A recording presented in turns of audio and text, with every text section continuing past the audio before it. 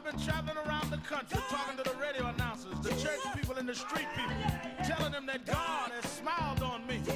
God has smiled on you if you got breath in your body, if he woke you up this morning and started you on your way. And I want to tell you some stories of people that God smiled on. We know the story of Dr. Martin Luther King, how he started way back in Montgomery, Alabama in 1955, trying just to get dignity, trying to get respect. And he went all the way to the mountaintop. But he didn't forget about the brothers in the valley. He didn't forget about those trapped in the alley. And I hear Brother Martin King saying, God has smiled on me. He's been good to me.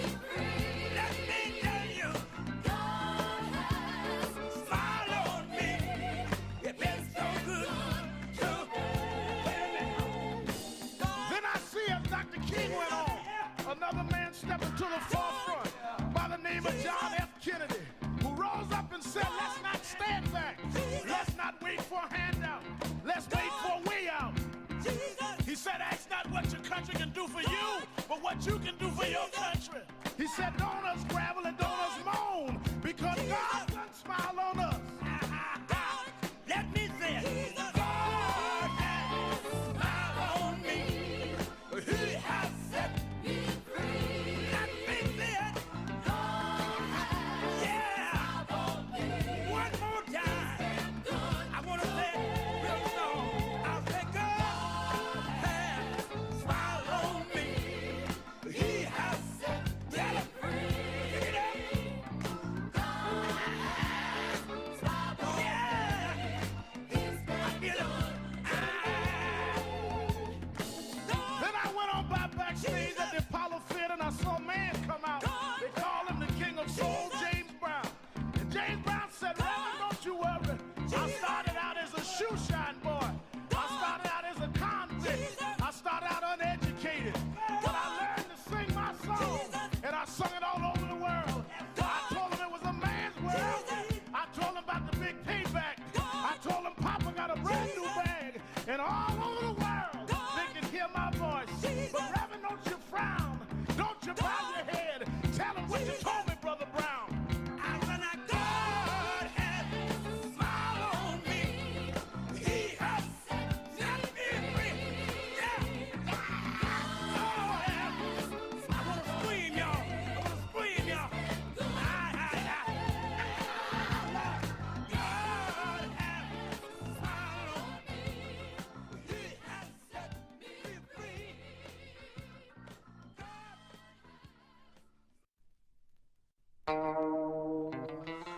God has smiled on me.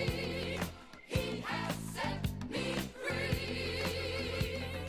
God has smiled on me.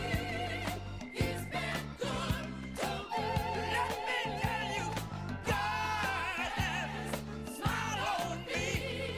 He has set me free. God has smiled on me. He's so good to me.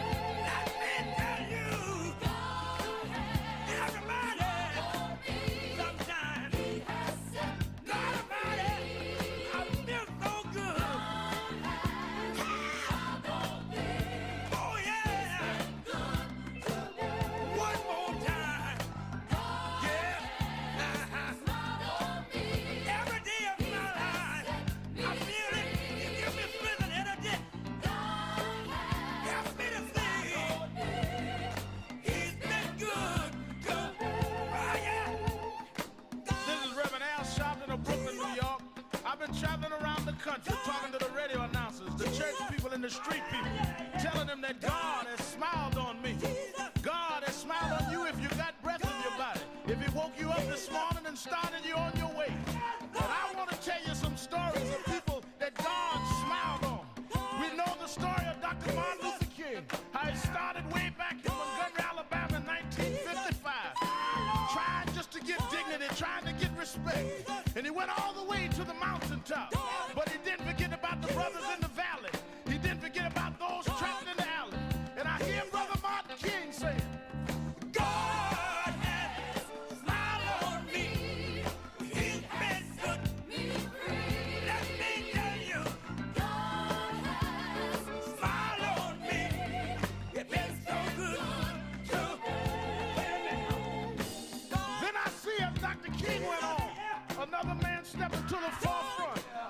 name of John F. Kennedy, who rose up and said, let's not stand back. Let's not wait for a handout. Let's wait for a way out. He said, ask not what your country can do for you, but what you can do for your country. He said, don't us gravel and don't us moan, because God done smile on us. Let me say it. God has smiled on me. He has set me free. Let me say it. God has smiled on me. One more time. I want to say it real slow. I'll say God has smiled on me. He has set me free. Pick it up. God has smiled on me.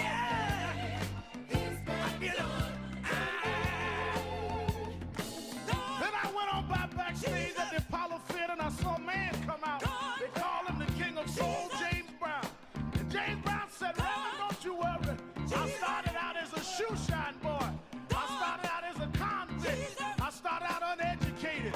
But I learned to sing my song. And I sung it all over the world. I told him it was a man's world. I told him about the big payback. I told him Papa got a brand new bag. And all over the world, they can hear my voice. But Reverend, don't you frown. Don't you bow your head. Tell them what you told me, Brother Brown. I said, now God has smiled on me. He has set me free.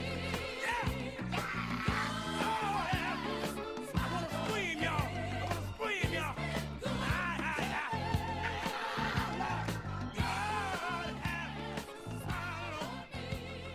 He has set me free.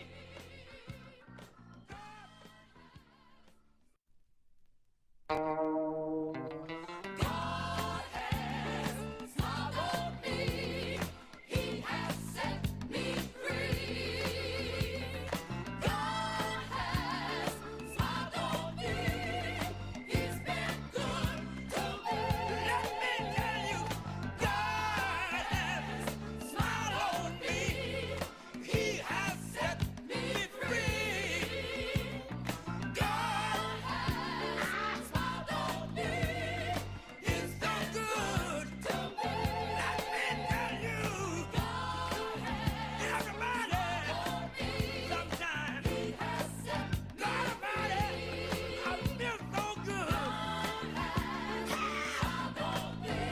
Oh yeah. One more time. Yeah. Every day of my life, I feel it. It gives me strength and energy. Helps me to sing. He's been good to me. Oh yeah. This is Reverend Al Sharpton of Brooklyn, New York.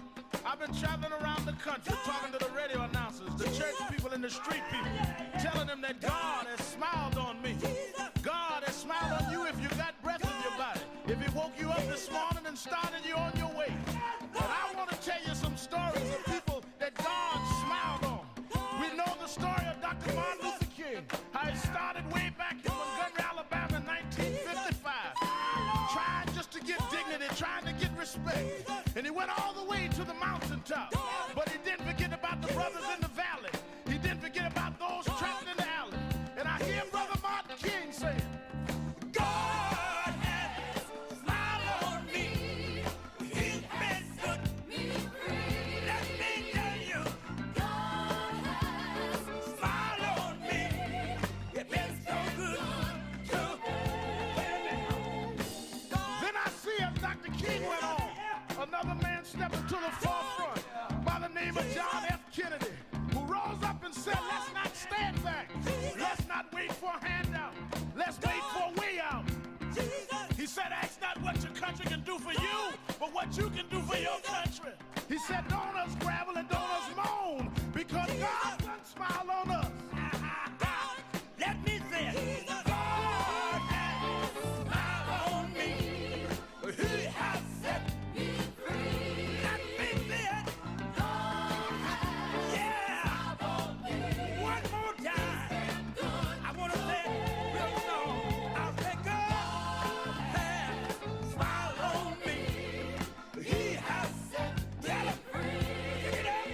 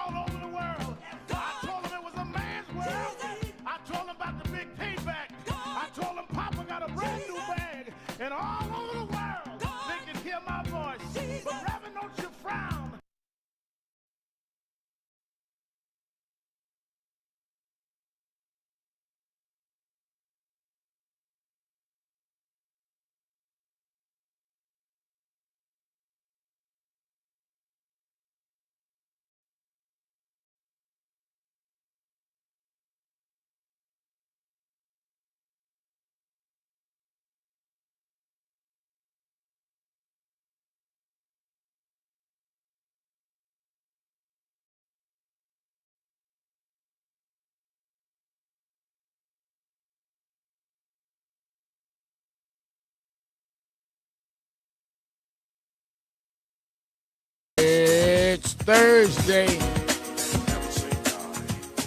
August 21st. Do you know what time it is? It's Al Sharpton's time. And for the next 3 hours, it's time to put aside all pretenses, deception, denial, or fronting. The time has come to keep it real on Keeping It Real with Reverend Al Sharpton. A very good afternoon to you all across the country. And good morning to our West Coast listeners. And welcome to those listening on Sirius XM, Channel 126, The Urban View, where talk empowers and becomes action. I'm coming to you live from our National Action Network corporate headquarters in New York, and for the next 3 hours, you can call in at 1-877-532-5797, 1-877-532-5797, or you can go to www.nationalactionnetwork.net and go on our message board. Send me a message. Dahl is sending me a message right now. Greetings to you, Reverend Sharpton, and the chat on this morning. I'm watching from Los Angeles. Glad to have you with us, Dahl. Darius Miller is saying, good afternoon, Reverend. Let's march, march, march, and sock it to them. Come on up. We're getting ready for this march. Alice Cole says, good morning, Rev.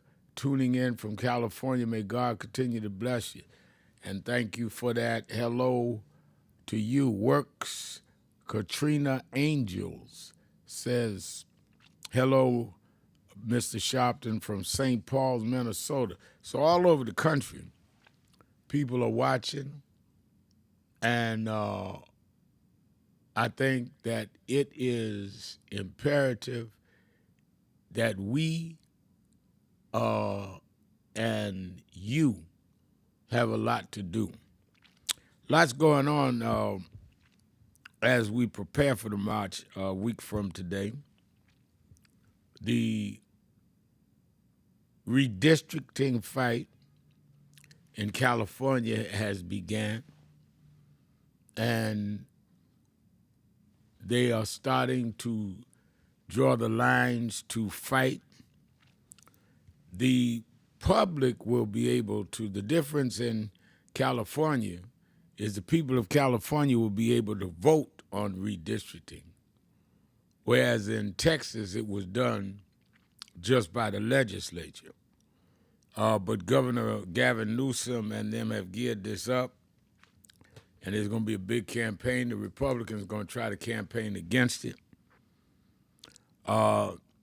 Several other states are looking at their laws to see if they can counter, saying that if Texas can try to stack the deck, we can vote to have some of these districts relined in our state, since they want to open that can of worms,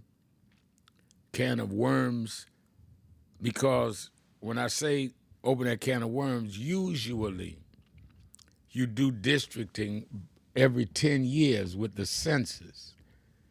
Texas is doing it in 25 because they want to get 5 additional seats if they can draw the lines that way, which they can because they have the majority of the legislature there, and get 5 congressional seats, Republican, which then is 5 seats to vote against Hakeem Jeffries, who's right now the Democratic leader in the House, not to become the Speaker.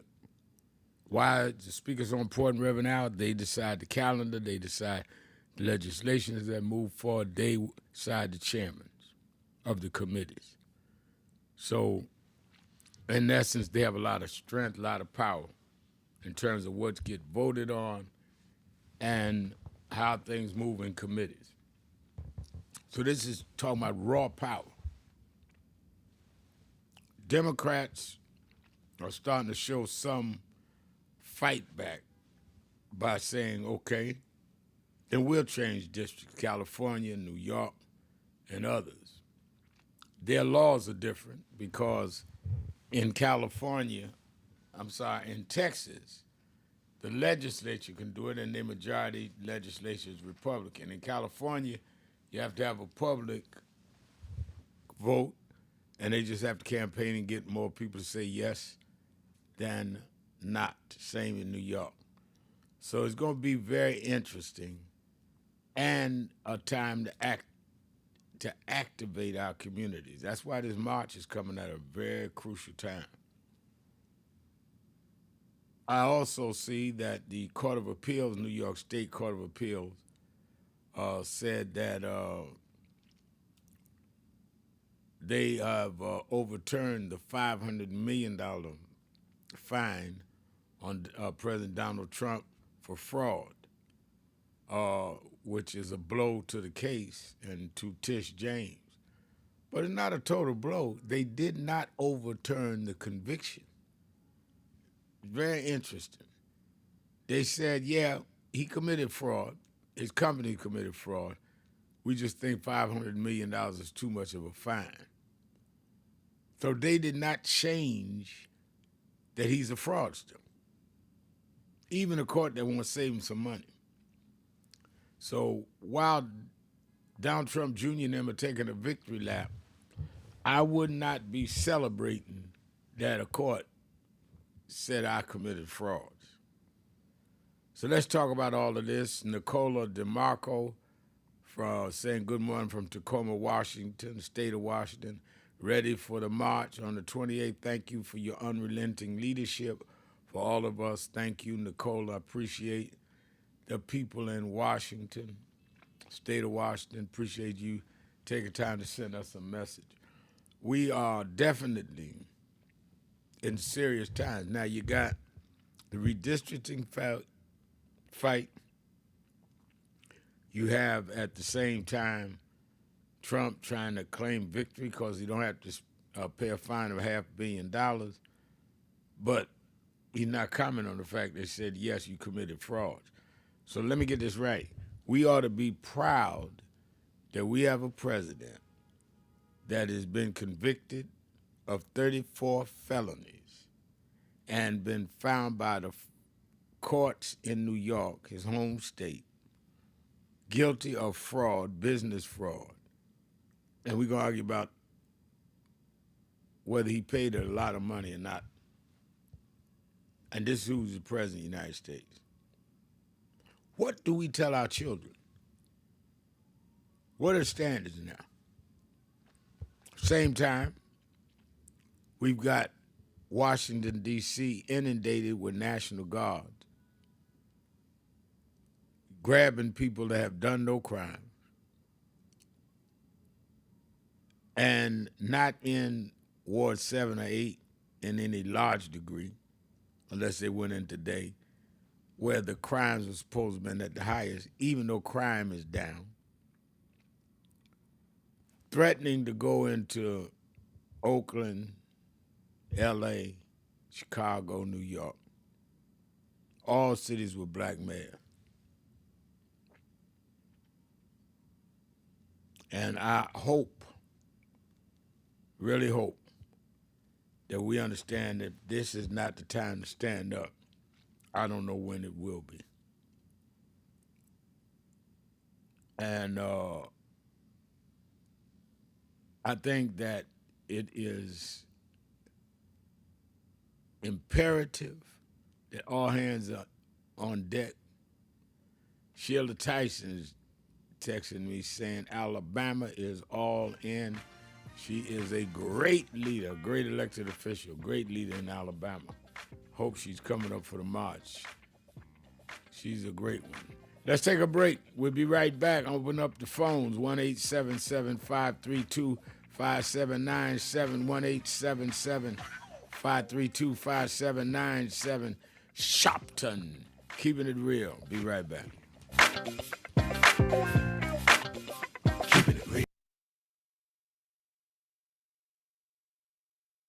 1 year ago and change, 67 weeks ago, we started marching every Thursday, am I right, on the offices of Bill Ackman. Bill Ackman was the architect of ending DEI, which is diversity, equity, and inclusion. He started it. I want to give a little history because a lot of people get Negroitis and get confusion. I don't even mind your ego, everybody need one, but you don't have to become contrary and duplicitous. We got to have integrity even among those with ego. So we started when they first came out against DEI. Now Ackman and them started it going to Harvard University, forcing out the first black woman and first black president of Harvard. We went to his office and been going 67 weeks. I went first 10, 12 weeks. And this brother, stand up, Reverend Ron McHenry, coordinator, House of Justice. This brother has been there every week. Many of you here in the audience have marched every week. So we didn't just get in this, we were in it the day they came at Claudine Guy. Last year's convention, we dealt with DEI. This year we said that we're going at these corporations that had come out against DEI. Many of you, most of y'all I'm looking at was at the convention. And we hit Pepsi. Pepsi called and said, all right, we 8-9 days in, we agree to meet. And we went, purchased New York, chairman of our board, Reverend Dr. W. Franklin Richardson, and Carol Wallace, who's a special advisor to us on finance, and laid out to them that one, we don't care what you call it, DEI, IED. Y'all are gonna keep your commitments in terms of the black community. And that means we don't want special privilege, but we do not want to be specially excluded. This is not about we don't want merit. We feel if our people are at the table, we can beat anybody on merit in many cases. So we want from employment to your board, to how you deal with marketing, to who does your financial investment. We want to go across the board with that. Otherwise, if you don't want to deal with the question of diversity in how you do your business, then don't deal with diversity in your consumer base, because you don't believe in diversity. So we just will try to remove all the dollars we can from buying your stuff. In fact, I told the chairman, met with the chairman of the board, met with the CEO. I said, in fact, I learned that not from growing up civil rights, I learned that from Donald Trump. I said, what do you mean? I said, Donald Trump says he's gonna redo tariffs, that if he doesn't get what he wants for the country, they were gonna raise the tariffs. I'm doing the black tariff reverse. If we don't get what we want, I mean, y'all can't be for Trump and tariff and not be for us in the African American community with a tariff. Thank you. Thank you, guys. Thank you. Thank you very much. Let me thank Charlie King, Dr. Richardson. Most of all, let me thank Reverend Al Sharpton for bringing us all here together today. The Urban Action Network. I am proud to be a candidate for the presidency of the United States of America. But I am mindful that I wouldn't be here if it had not been for Reverend Al Sharpton running for president, and Carol Moseley Brown running for president, and Jesse Jackson running for president, and Shirley Chisholm running for president. They paved the way, and I stand on their shoulders. And I'm proud to acknowledge that debt that I owe. I appreciate Reverend Sharpton for being a voice for the voiceless and a champion for the dispossessed. And as we saw last week, he's still on the front lines, fighting a good fight. And we are thankful for his energy and his willingness to challenge the conventional wisdom. I'm also thankful that Reverend Sharpton has built this organization because what he understands is that change in America doesn't happen from the top down. Change happens from the bottom up. Change happens when millions of voices set the agenda and hold those in power accountable.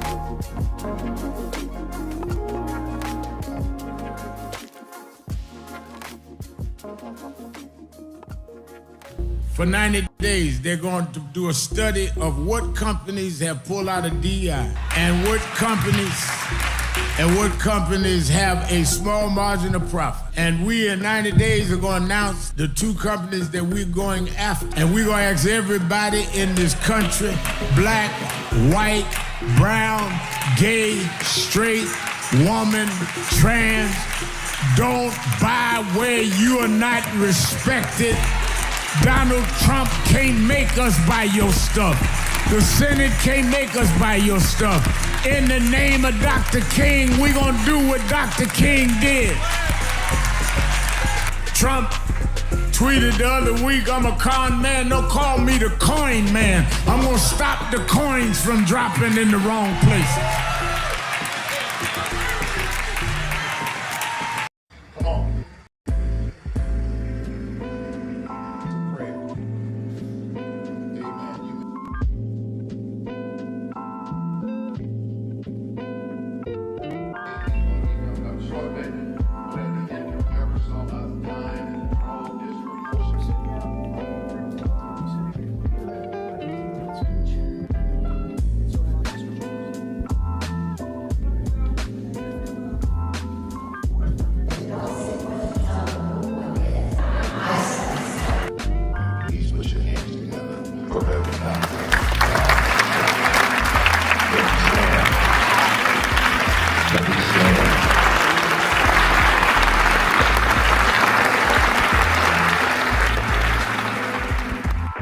Reduced a lot of our ministry to entertainment. Or who can hoop the loudest, who could run around the pulpit more, or who got the dresses fancy, and don't deal with the ministry.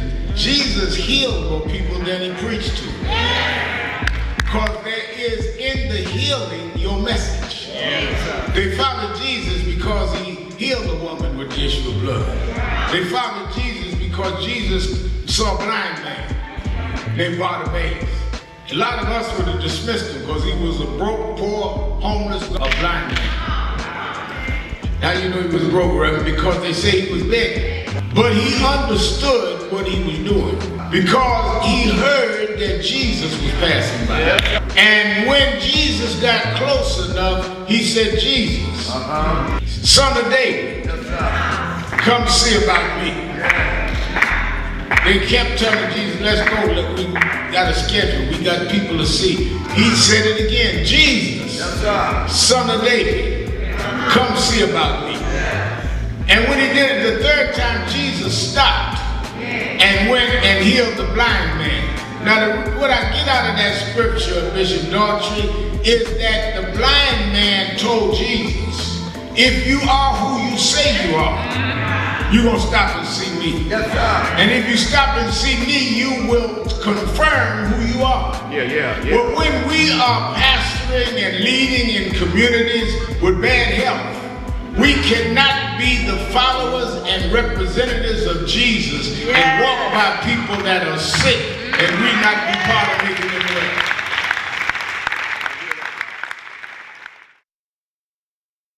Thing past hope. Because, I grew up, like I said, single mama on welfare. And my mother told me there's a part in life that hope's gonna run out.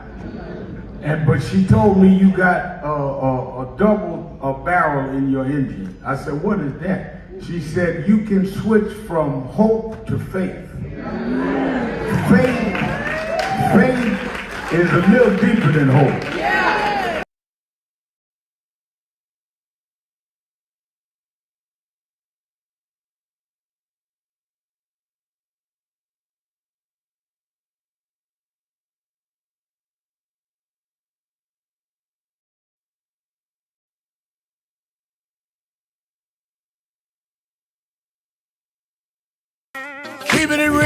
Keeping it real. I'm your host, Reverend Al Sharpton, and we're back. 1-877-532-5797 1-877-532-5797. O.G. Kelly is on our message board saying 1 week away from the March on Wall Street. All marches are protests, but all protests are not marches. You right, OG.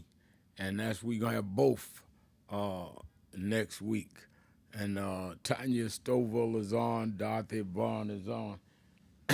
Let me say, by way of announcements, Politics Nation with Al Sharpton every Saturday and Sunday. I'm going to have some of those legislators that stood up in Texas, including the legislator that would not leave and spent the night there rather than sign a permission slip that they could follow her around with a police officer. We'll have her on this weekend, and we'll have people on interpreting this whole National Guard takeover in Washington and the threats for others and the legal routes those mayors can take. And I will be doing the show in New York on Saturday, and I'll be doing the show from Washington on Sunday.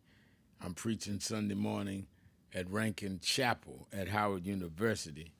All of our friends in D.C. come and join us Sunday morning. And, of course, watch the show both Saturday and Sunday, 5 p.m. Eastern Time on MSNBC. Then you that are in the New York area, meet me or beat me to the Saturday Action Rally at the House of Justice in Harlem, 145th Street and Lenox Avenue in the village of Harlem, 9 a.m. to 11 a.m. And we are absolutely looking for you there. Nothing is better, more inspiring, more encouraging than to bond at least once a week with freedom fighters and energize each other, particularly this weekend as we prepare for the march. And the march is next Thursday, a week from today, 10 a.m. at the African Burial Ground in Manhattan. We'll march about a mile, 1.1 mile, to the Bull right there at Wall Street and have our rally. And many of our civil rights groups are going to be joining us, 11 national unions, and certainly all of you from there. We have buses leaving from all over the country. For information, call 1-877-626-4651, 1-877-626-4651, or you can go to nationalactionnetwork.net, nationalactionnetwork.net. And I see Sheila Tyson saying in Alabama the Republicans took over Birmingham, Alabama water system. These people are getting bodacious. One of the things I'm going to announce at the march is we're going to have well, let me put it this way. I'll be more specific at the march. But I'm going to form a group that will travel with me. We need to go in these red states like Alabama, like Texas and all, and rally and get these people energized. Sometimes people think they by themselves. And a guy told me the other day from Houston that if you come down here and rile up, it give people some hope and lay the structure behind your chapters and fight. I think a lot of us have forgotten how to fight. A lot of us act like we got all this stuff without a fight.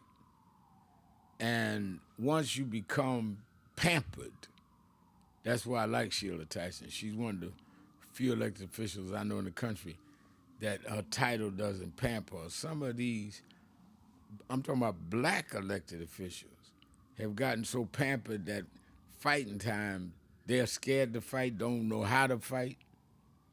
And you got an administration now in Washington that are fighters. They don't understand, can we talk responsibly? No, you're talking to felons. Talking about to thugs. There ain't no responsible conversation with a thug. He takes your kindness for weakness. So you're never going to appeal to his better gods. He doesn't have any belief in them.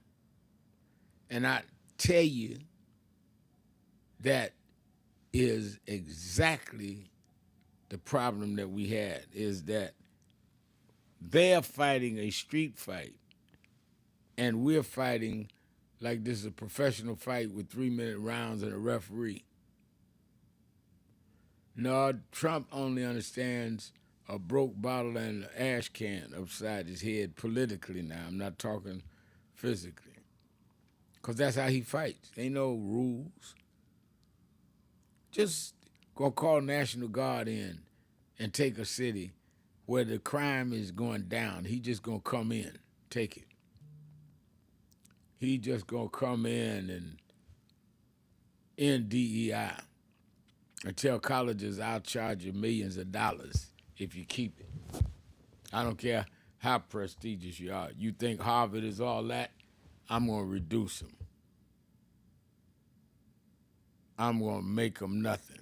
I'm going to make them bow. This is what he's saying. You can't have a reasonable conversation with somebody like that. But he does understand people marching and people protesting and people bringing public attention. How do I know? Because when he was president before and George Floyd happened and we marched all over the world, he had to back down. And that's what we got to do.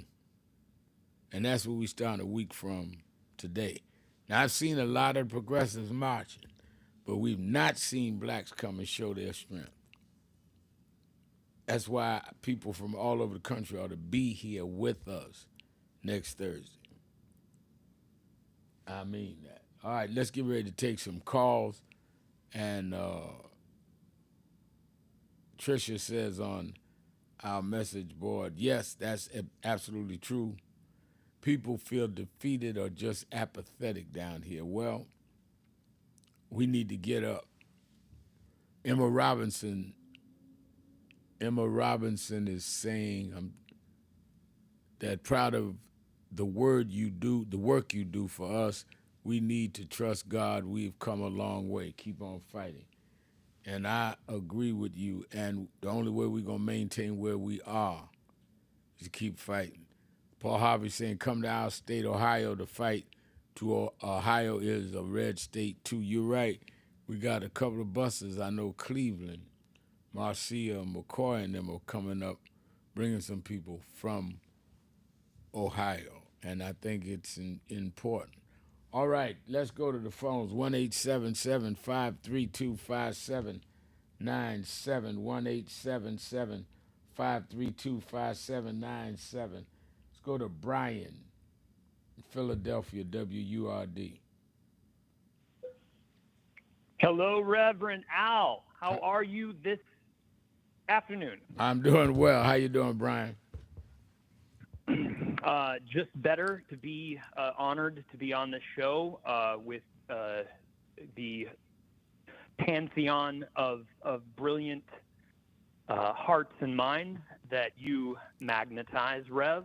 I just want to say something really quick up front. I want to update you on something I know connects directly with everything you've been preaching about since you cut that James Brown track in 1981, which is just brilliant. I don't know why that song did not chart, Rev. I would like to hear more about how that happened at some other time, because I just want to get through this, but I love that song. Anyway, we have launched thedemocracy.fun. That's fun as in good time. Thedemocracy.fun as in girls just want to have fun. And that's the Democracy Fun Defense Force, because without democracy, there is no fun, and without fun, there is no democracy. Wait a minute, hold 1 minute. Let me take my break. We'll get you on the other side of the break. Keeping it real. Sharpton. Be right back.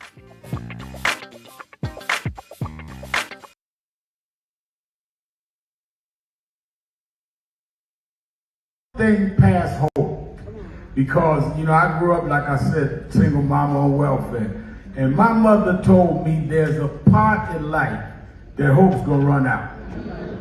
But she told me you got a double barrel in your engine. I said, what is that? She said you can switch from hope to faith. Faith is a little deeper than hope. Bishop Hilly is here. Faith is when hope runs out. Faith is the substance of things. Hope for the evidence of things not seen. Faith is when we were emancipated after 246 years of slavery and walked off the plantations with no education, no money, no future. And we built black churches and black colleges and black fraternities. We had faith. Faith made us stand up to the most powerful nation in the world and turn it around. Faith means we went from the back of the bus to the front of the White House. We come this far by faith, leaning on the Lord, trusting in His holy word. He never failed us yet.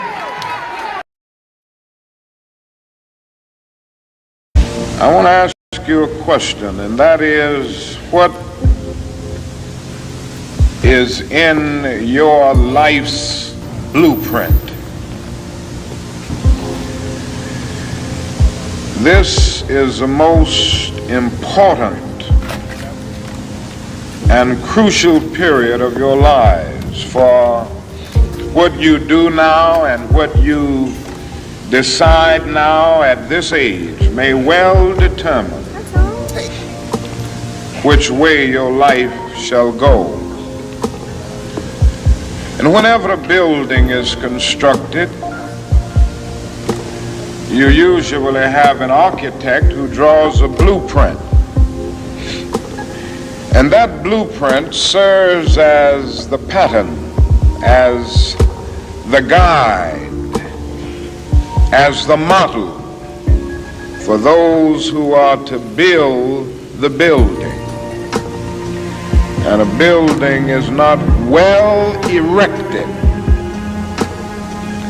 without a good, sound, and solid blueprint. Now each of you is in the process of building the structure of your lives. And the question is whether you have a proper, a solid, and a sound blueprint. And I want to suggest some of the things that should be in your life's blueprint. Number one in your life's blueprint should be a deep belief in your own dignity, your own worth, and your own somebodyness. Don't allow anybody to make you feel that you are nobody. Always feel that you count. Always feel that you have worth.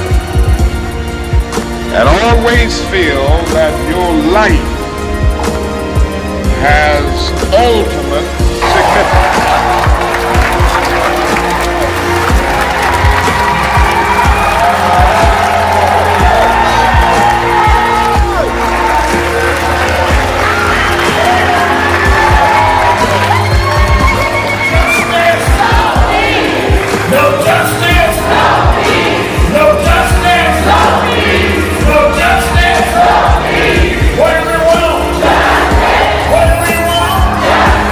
What do we want?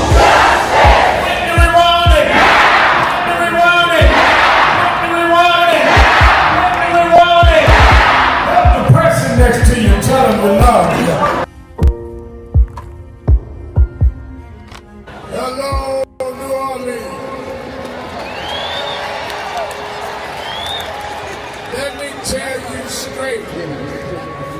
They did not think we could come and be here tonight. They cut budgets and advertising, but one black man, Rich Newton, has said, I don't care. My families come together every 4th of July weekend, and Essence will happen, because that's who we are. Give a big hand to Rich New Dennis for bringing us back.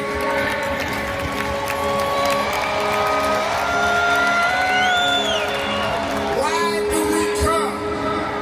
Because the essence of who we are is essential to what made this nation. We built this nation. We made this nation. We created the essential dollars that this nation lives off of. We don't care what bill they pass. We will not back up. We will not back down. We will not give in. We will not be chased out. We don't care who's in the White House. We will organize our house by house.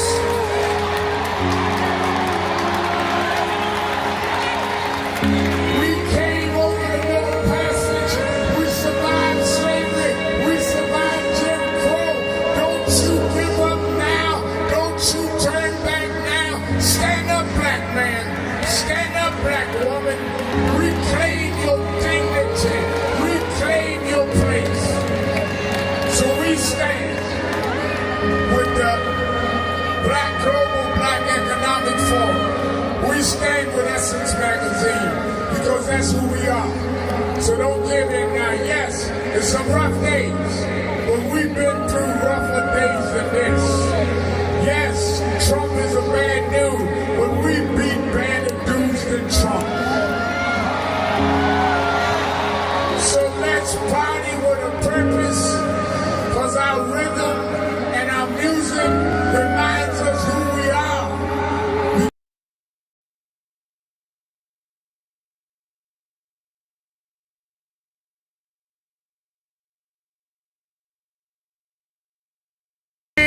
Keeping it real. I'm your host, Reverend Al Sharpton, and we're back. 1-877-532-5797, or you can go to live stream at nationalactionnetwork.net and write on our message board. Let's go back to Brian and Philip. Brian was telling us about something they are doing. I'm curious to find out. Go ahead, Brian. Thank you, Rev. So we have launched thedemocracy.fun. We are the Democracy Fun Defense Force. It is the first ever public accountability platform. And we've named its primary feature, which is not yet live, Rev, we've named it Spotlight, a word we have heard you use often in your riveting sermons. Spotlight is will be, it's not live yet, will be the first ever public accountability platform where once we go live, our vetted members, which we want to come from your community, Rev, and anyone who's friends with Nan, can rate their favorite journalists, politicians, artists, nonprofits, institutions, corporations, books, albums, songs, etc., on a scale, Rev, get this, from Hitler at 0 to Martin Luther King at 10. So the spotlight does not shine to cancel, but rather only to hold people in power and people who wield influence and people in organizations accountable. But Rev, we are not going forward with it unless and until it's led and rooted in the black church and the civil rights movement. So Rev, so far all we have is our vision and our work. Our very first video is already up on the website. It's the only thing there. It's a mashup of my call into Keeping It Real a couple weeks ago I told you about it before. It has Prince's B-side, Hello, his very angry jam. And it's a mashup featuring that song where I posed to you the question, Rev. What would you do if you stepped into the right white manosphere? Now, your answer to that question, Rev, is the backbone of the video. It's the centerpiece of the video. I don't want to say too much more. I'll let it speak for itself. That's on the landing page. And Rev, have you had a chance to see it yet? No, I haven't, but I'm writing it down now. I'm going to see it today, believe me. I love you, Rev. I really believe it embodies everything you and I have discussed. And what you've also spoken about with Antoine Seawright, Miss Eunice, Demetrius, and so many other brilliant people that you bring here, who I'm going to give space for. I have two more things. The young, brilliant gentleman who sings in your choir. I need to tell you that young man in your choir who last Saturday sang Sam Cooke's "A Change Is Gonna Come" just floored me. I could not stop crying. The spirit, the voice, that sacred expression, I hope you pass on to him, or maybe he's listening. But he reminded me of Billy Stewart, and he's probably too young to know who that is. Do you remember Billy Stewart, Rev? I do. I definitely do. And you're right. I never thought about the connection, but he is absolutely reminiscent of Billy Stewart. He has the same gift from God, and so it's worth lifting him up always. And the last thing I'm going to leave you with, Rev, is Mom Donnie. And I want to love Mom Donnie. I do love Mom Donnie. I love everybody. I even love my Confederate father. And I don't know what to do about him. I'm heartbroken by him. He probably wants me dead. But on Mom Donnie, Rev, and DSA, as I said to you before, when I come to the March on Wall Street, my sign is going to say DEI yes, DSA no. So here's the thing, Rev. I might even put, hey, Mom Donnie, kiss DSA goodbye and let NAN, National Action Network, lead. Because, Rev, Mom Donnie has never been held accountable for refusing to endorse the most qualified presidential candidate in American history, Kamala Harris. And Rev, I'm telling you, man, I love everybody. But I was doing everything in my power to make sure that woman became the 47th president of the United States. And for any man, I don't care what color or anything you are, I don't care what your ideology is, who have not done the basic and endorsed her, that silence is not leadership. And it's time we stop letting people play with your movement that I am following like that. Thank you, Rev. I love you, and God rest. And I was glad to see you Saturday, and I'm looking for you at the march, Brian. Thank you for your call. Let me go on to Theron in Detroit, Michigan. Theron. Hey, peace be unto you, Brother Rev, and to the family. Just really quick, listening to the president, the way he spoke about slavery and that there should be some lighter sides of it, that it was good. We have to understand something here, and this clearly for us to understand. I said this before, there's a word in the dictionary, and it's called distinct. It means recognizably different in nature from something else of a similar type. So he's telling you that the nature of him is not the same as us. He's letting you know that that's what's in the dictionary. We didn't write this. This was written by our adversaries, and it's telling us who they are. The nature is there. So when you speak of like the Democratic parties and these other people softly walking through this like it's not happening, because the nature of them is in tune with that foolishness. I mean, to look for a lighter side in slavery, you have to be insane, because what they did to us, there is no light side to that.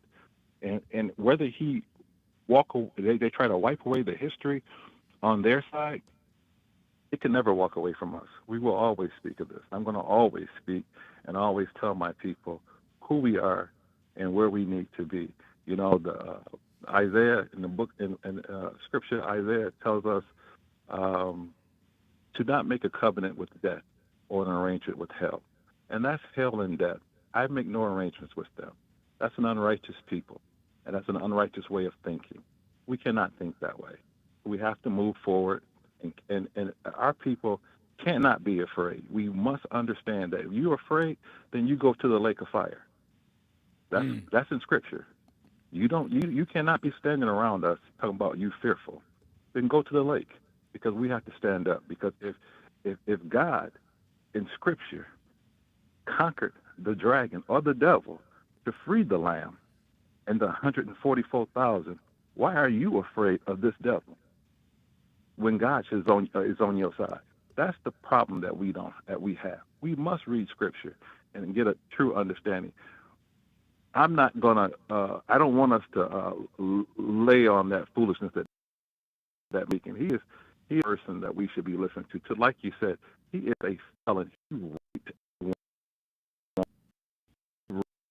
woman, and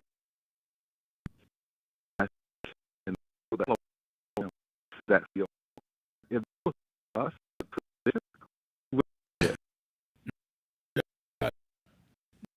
of a crime that he did. And So to show you how perverted and sick some people are, they're wrong. You got the right wing, and Eric Trump, I just saw send out a tweet that because they reversed the $500 million fine, that there's vindication. So they're not saying the fact that the court said they are crooks, they are committed frauds, and they did do the sexual attack. All they are proud of is they don't have to pay the amount of money for it. That's sick. I mean, can you imagine your son saying, my daddy's a rapist, a thief, and a crook, but he ain't got to pay the fine? I'm proud of him. I mean, these are sick people. Wow. This is Very sick. That's not the way. Yeah, we can't be afraid. Like you said, we can't be afraid. Those of us that can make it should be there. And if you can't make it, you should not be spending any money that day. You should be in prayer and in safety for our family members to be out there, because like Brother Jihad said yesterday, we are all family. For the crimes that they did to us, they did make our mothers and sons bring in life together. Yeah, they did do that. They committed those crimes. That's one of the most brilliant statements I heard what Jihad said last night. We were forced into doing things, and we were forced into these things, but we survived, and yes, we put survived under the most inhumane circumstances. We survived, and the fact that we are the survivors of people that went through what no one else went through should strengthen us, because we took more than anybody else has. Now let's go forward. Right. Thank you for your call. Let's take a break. Be right back. Keep it real. Sharpton. Be right back. Breaking news.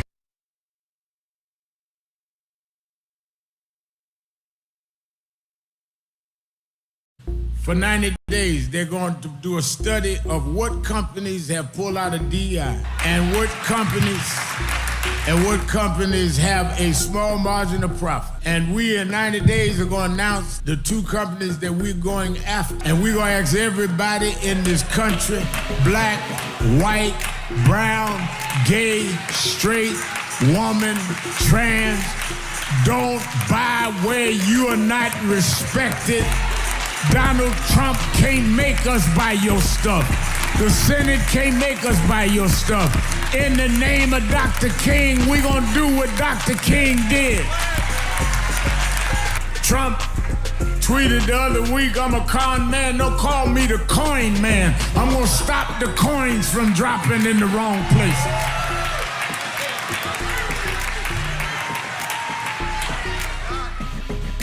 We have a short visit, so we just wanted to greet you all and thank you for allowing us in. Yes, sir. We were cool. Yeah, we was here. They were on the plantation. Our family was on the plantation. Wow. And that's, of course, that's the slave house. It's one of the slave houses. Good to see you again, sir. It's been 13 years. That's right. Good to How see you been? Doing fine. Good.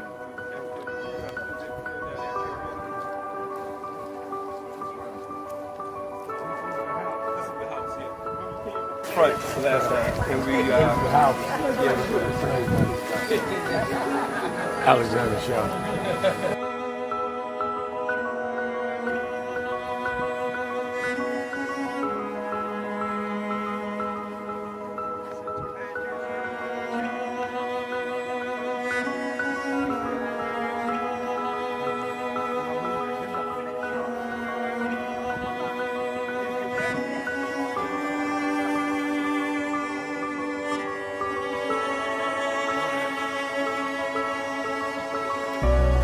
How many slaves were staying there? I have no idea. This is where they would have a slave. Yeah, that's when exactly. That was exactly.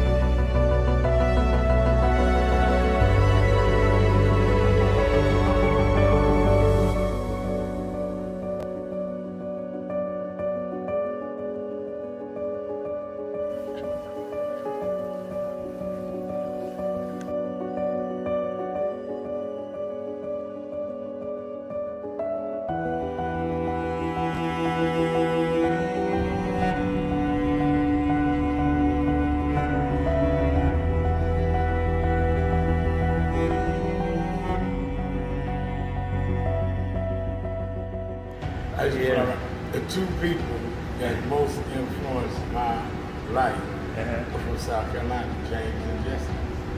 Jesse right up the road with me. I went over his mother's funeral. Jesse walked me to my mother's casket. Wow. South Carolina. That's the balance of my life, James. Yeah. Civil rights, shoulders. But also where your people come too. Literally. Yeah, right. And when I knew Jesse was from James, I started president. Yeah. And James had died before I knew about him in South Carolina.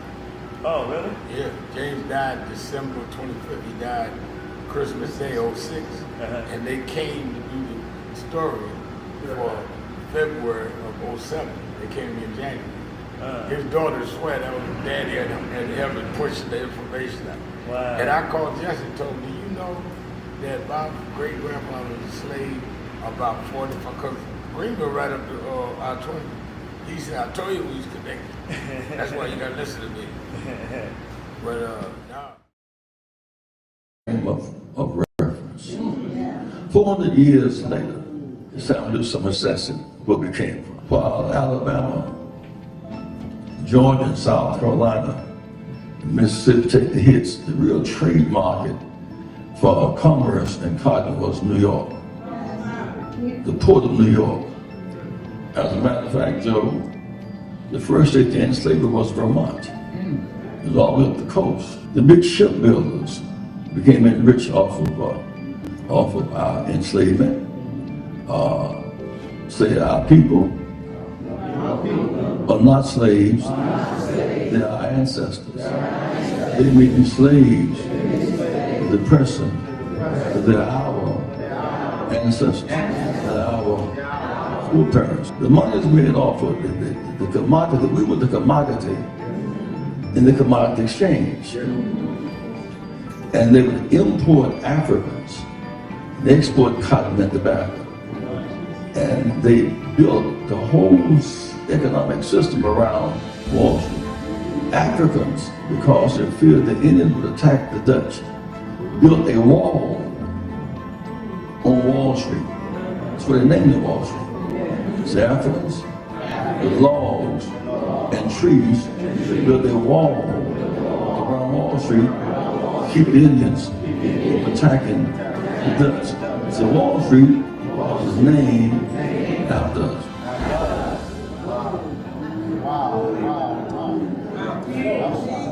There's a burial ground on Wall Street, which we should all visit. Those are our foreparents. At some point, they moved us to the other end of Manhattan, which is Harlem. So we are on the same island as Manhattan. Manhattan, Harlem, Wall Street, on the same island. Harlem is right down the road from Wall Street. That's interesting that most of our leaders, who all get different cases, never quite got to march on Wall Street. That was Reverend Jesse Jackson speaking at National Action Network's House of Justice in 2020, saying that we ignored dramatizing, putting the spotlight on the economic inequalities, the economic issues of this country by never having marched on Wall Street en masse. Well, on August 28th, 5 years later, we're going to do just that. Because with this big, beautiful bill, which is a big, ugly bill that cuts Medicaid and SNAP, with the ending of diversity, equity, and inclusion programs and initiatives in the private sector, which gives blacks and others jobs, contracts for businesses, making sure we make the C-suite based on our merit and not excluded because we didn't have the family background in a given place, whether it be academic or business. The people that benefited from that are the ones on Wall Street that deal with the stock markets, that deal with the Dow Jones, that deal with making trade off of the decisions of those that supported the Trump initiatives in this area. So we are not this year going to Washington on the anniversary of the March on Washington. On the anniversary of the March on Washington, we're going to Wall Street. And Reverend Jackson, we're going to do what you said. Thousands of us are going to nonviolently but firmly come and say that the dream cannot be deferred by tax cuts for the rich and cutting those out that need food assistance, that need support with health care and other economic policies that have choked the middle class and the poor. August 28, 2025, go to www.nationalactionnetwork.net, get the details. Meet us 10 a.m. at the African Burial Ground and be ready to march. Buses are coming from all over the country. Go to that website or call 1-877-626-4651. No justice, no peace.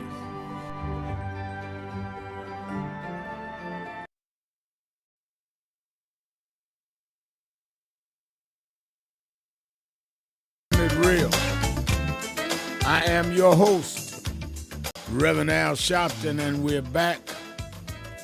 1-877-532-5797, 1-877-532-5797.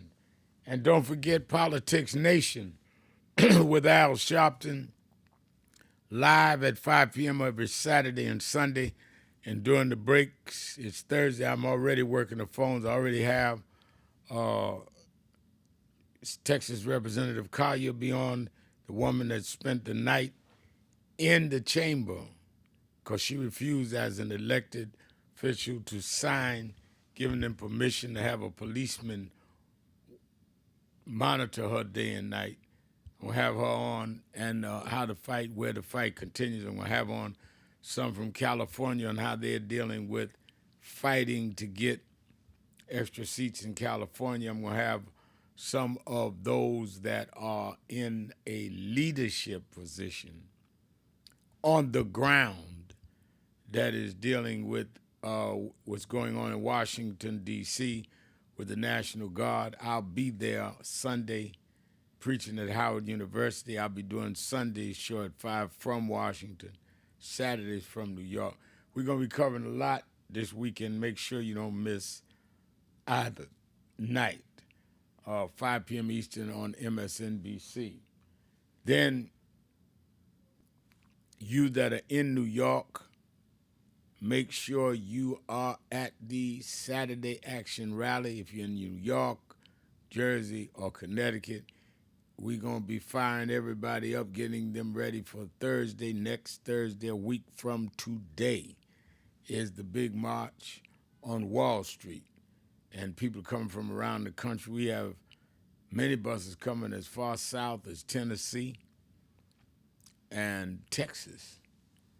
And coming cross country, some are taking a day to come to stand up for those few hours and send a message, and of course, all over the Northeast. For you that are just, a lot of us is last minute folk, you that are just waking up to it, sign up to be with us. Go to www.nationalactionnetwork.net, or you can go to the toll-free number, 1-877-626-4651. All right, let's go back to the phone. Let's go to Brother Hall in Chicago. Brother Hall. Yeah, Dr. Sam Sharpton, how you doing? I'm doing well. Got Reverend Sampson on my mind. You understand me? Yeah, I know Al Sampson well, one of my mentors. Yeah. Yes, sir. Yes, sir. Good brother. And he's listening to the show now, brother. Oh, good. Let me lay this out if I could, man, because I'm just not clear. I'm not clear on some of these Chicago. See, I'm a Cheerios eating guy, and I don't mess with cornflakes, man. It's something about when you pour them and the milk is on them, they get soft. They just don't taste right. And that's what we're facing here in Chicago. I just don't understand these unions. We got some trouble on our hand with some of these unions. Not all, but some of them is dealing us a bad hand. And here in Chicago, I'm speaking specifically of the teachers union. Okay, tell us. You already know what. Update us what's going on with the teachers union. Well, let me just tell you what's happening. The teachers union ran around and said we demand some money for themselves right before this piece that's off now, which I'll tell you about. And I believe the mayor or the people who they were looking to get the money from, they were successful. What happened is that now they're in a crisis of a shortfall of $780 million, I believe, dollars. The governor has made it very clear, who I have real reservations about this gentleman. I call him J.B. Trickster because he's in the tricking business of these elected officials. I just don't understand. He said he's not giving a quarter. How are they going to make that up? And why do every time we get ready to send our children back to school, there's always a crisis with the schools, specifically with the schools. We got crisis with other things, but specifically with the schools. Now, this is the way I look at it, Reverend. If you got these young people that's coming to school and only graduating only learning up to third grade and can't push them any farther than that. And I understand that parents and community folk all ought to be involved, but the fact of the matter is that it lays with the institution. How is it that our institution is going bad with raising our children, and many of us come out of them institutions and made it through the 8th grade, through the high school, with a decent education that we could move on if we needed to? Maybe you could kind of explain that to me and the listening audience, brother, because this is what we're facing with. We're facing with some issues that it keeps us off a point on what we really need to be dealing with if we had our house together with this issue here. I'll hang up and listen, Rab. I just thought I'd throw that at you, man, because it's sad that we can't find the money. We can't do this. We can't do that.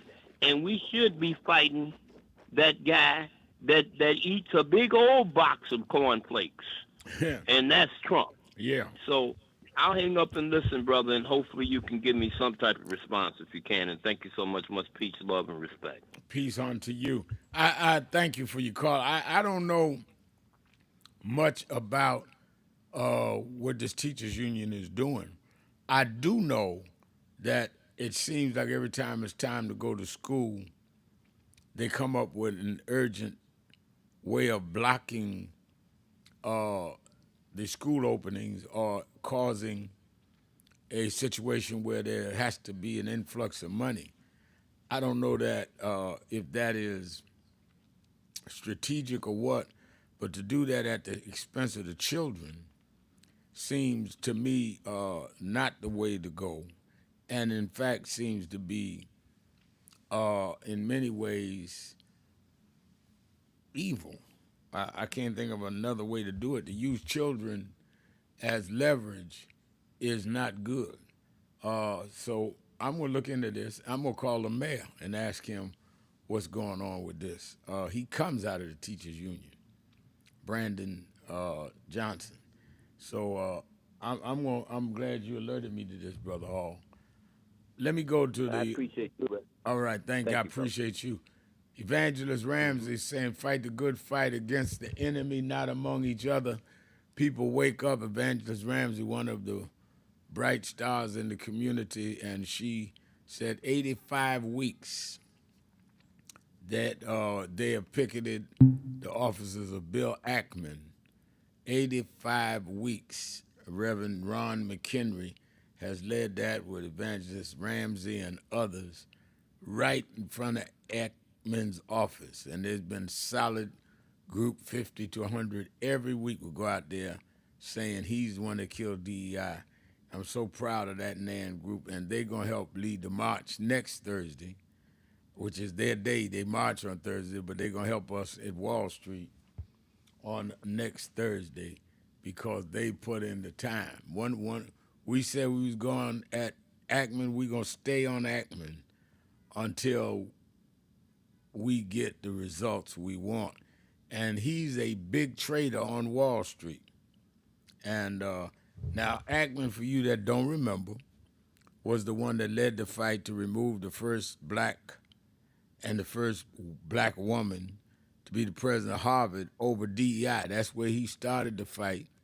He's on the board of DEI. And I think that it is absolutely, unequivocally, in my mind, where they said, we've declared war on y'all, so are y'all going to fight back? And some of us are not afraid to fight billionaires. I fought Trump since Central Park 5. I fought him since Justice Department found him guilty of racial discrimination in the 70s. So I'm on like 50 years of fighting Trump. He tried to be friendly, tried to change, he said. We said, okay, let's see. Let him come to the convention once or twice. Then he flipped all the way crazy, went with birtherism and all that. So one of the reasons he always takes shots at me is because he know I'm not afraid of him. If you are afraid, then get behind people that are not afraid. Don't go home. Get behind people because maybe you'll learn some courage. But don't be out front if you're scared. Let others that are not scared be out front until you can gather some strength and some courage from them. U-B-I-N-E-B-I-N,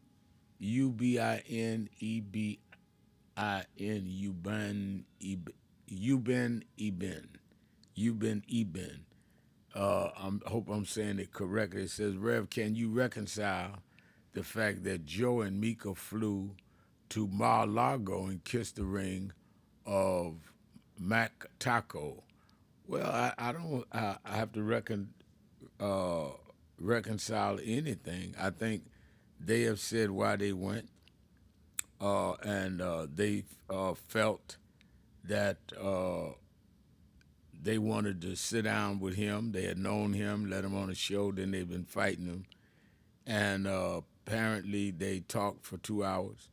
and came back, and they're the ones that put it out in public. I did not hear Trump say anything, and I've heard them attack him since, and I've heard them not attack him since. So I think that they have to reconcile that for themselves. Trump, in his first term, invited me to Mar-a-Lago. I would not go. Invited me to Trump Towers. I would not go. I did call him during the COVID and said that black churches need to be able to get some of the vaccinations. He did say he would do that, and we heard from them. And that's it. Second time he's been in, I've not talked to him. I think those that talk to him, they got to reconcile it. I can't reconcile what people do. I have no interest, nor will I be meeting with Trump. If Trump was in this office, I would have no intention of meeting with him. Let's take a break. We'll be right back. Keeping it real. Sharpton. Be right back. Keeping it real.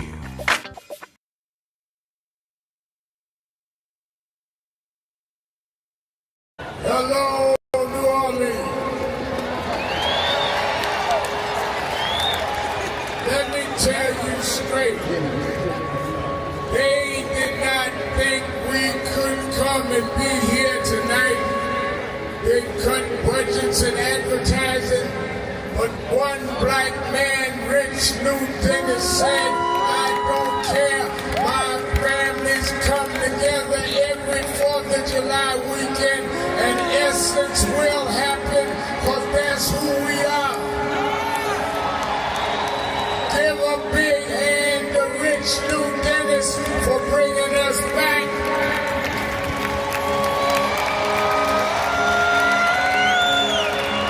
Why do we come? Because the essence of who we are is essential to what made this nation. We built this nation. We made this nation. We created the essential dollars that this nation lives off of. We don't care what bill they pass. We will not back up. We will not back down. We will not give in. We will not be chased out.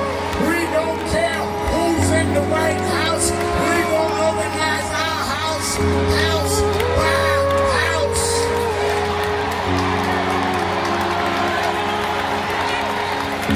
We came over the Middle Passage. We survived slavery. We survived Jim Crow.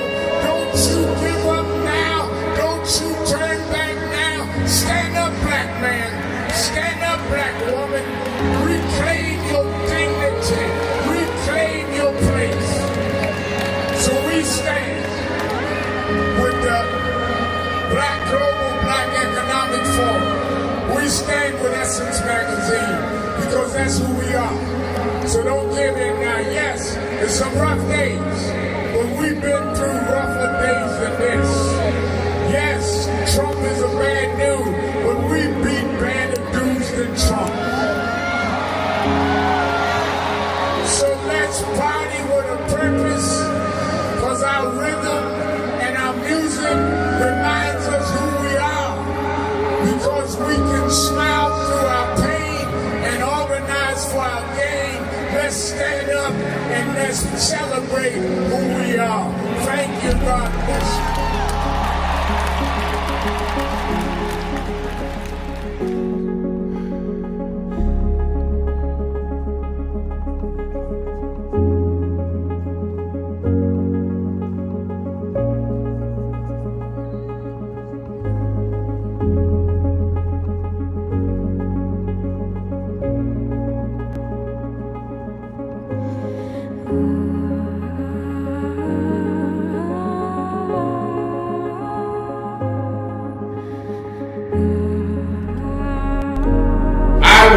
That DEI is a result of those that by law and later by enforcement would not deal with diversity, would not deal with including people of color, gender, sexual orientation, as well as disabled. And the conscious effort by government and the private sector to begin to equalize the opportunities of this country. was something that makes it more humane and fair for all of us. To DI, diversify, is not based on the lack of merit. We could not show our merit because we were pompous conservatives that talk about we want a society based on merit. Well then, if it's based on merit, then why did you discriminate based on race and gender? Until they cut off much of the population and then had merit between white males. That was what they meant, not merit. Let's have real merit, but let's also make up the ground that those of us with merit was not able to compete.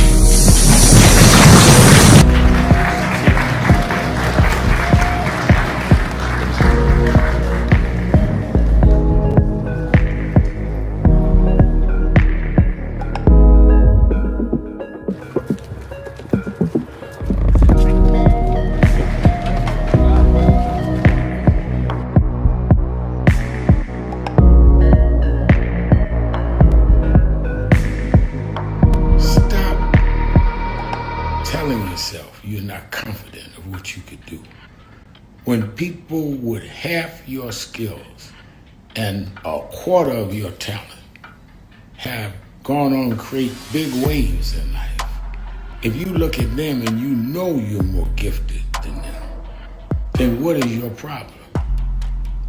You are looking for someone to come and drag you into success. You've got to use what you have, which is, in my judgment, more skillful than others I've known in your area. Use that and believe in that, and your confidence will build up as you get going and start doing. And don't chase the spotlight. Sharpen your skills. Live in your purpose, and you'll get so good the spotlight will be chasing you. Be so good they can't help but talk about you and put the spotlight on you. You don't get your energy from chasing the spotlight. You get your energy by chasing your purpose. The spotlight and other adulation will come with it. Have a great day.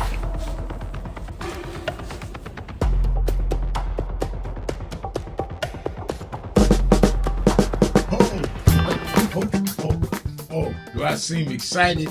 I am excited because this Saturday, the National Action Network Saturday Action Rally starts live on WBLS 107.5 FM in New York. We're going to expand. Every Saturday morning, we're live on WBLS 107.5 from 10 a.m. to 11. You'll hear the message. You'll feel the energy. You'll be involved. You won't be sitting around talking about, oh my God, look at what's happening. You'll be involved in dealing with what's happening.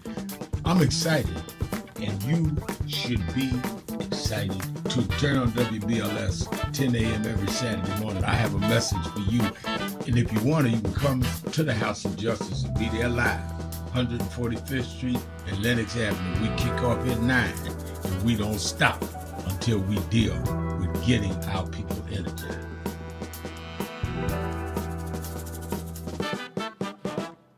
It's been a long time coming, but I'm 1968, Dr. Martin King was killed in Memphis, Tennessee. And it has been the commitment of National Action Network to always, in the month he was killed, to let them know they killed the dreamer. I have a dream today. They can't kill the dreamer.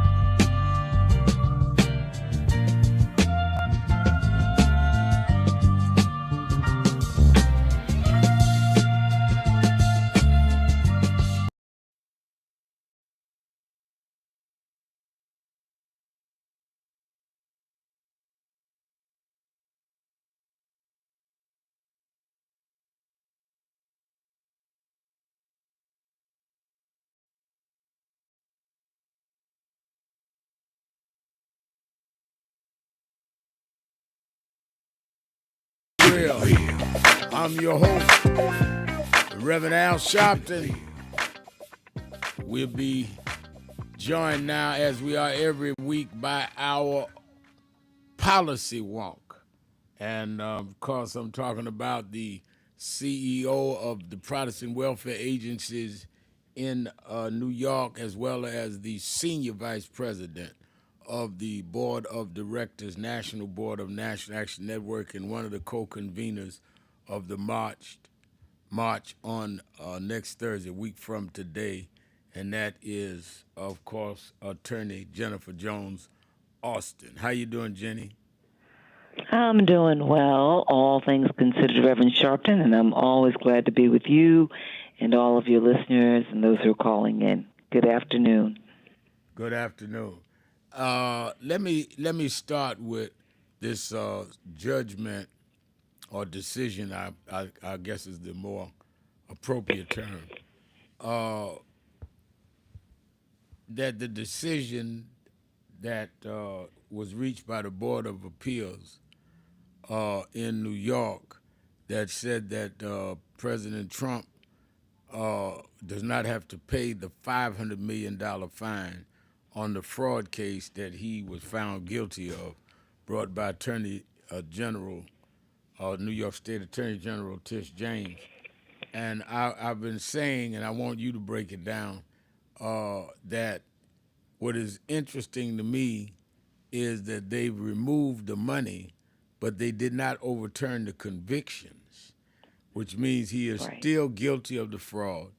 He is still guilty of all of the things they claimed his businesses did. They removed the penalty. And explain to us what that means and whether that also means that there can be another penalty applied. Where does this go? So the first thing that we have to keep in mind is that in some ways it's similar to what happened when the district attorney of New York City brought the criminal charges against Donald Trump. Remember that he had 34 convictions. He faced prison time, and ultimately what happened was the sentencing judge said that he did not have to serve time, but he did not at all suggest that the convictions were obtained illegally or they were inappropriate, but he said that he did not have to serve time. What's happening here is that the appeals court is saying that, yes, Donald Trump and his sons and the corporation did engage in fraudulent activities. However, what they're saying is that the penalty that had been imposed initially, that had been set, was several $100 million, I think better than 300, maybe 350 million, or a little bit more, that had been imposed was excessive, and that he should not have to pay that amount. And if you remember, I think that when they put interest, it went well above 500 million. So what the appeals court decision has said is that the fine itself is excessive. And under the New York State Constitution, if you are charged with a crime, you're convicted, and then you're fined, or you're charged civilly, I should say in this case, with breaking the law, and you're fined. If it is determined that it's excessive, then it can be the fine can be dismissed. Does not mean that the underlying fraud challenges would be dismissed. And in fact, what happened here with this appeals court was they found they upheld the finding that Trump and his associates, including his family members, did commit fraud. What they'd done was they had essentially exaggerated the value of the assets of their holdings, their corporate holdings, their property holdings, and the like. And what they were doing was they were exaggerating the value of the assets so that they would then have more equity with which they could play to acquire more. So now they've gotten rid of the appeals court. The appeals decision gets rid of the financial penalty.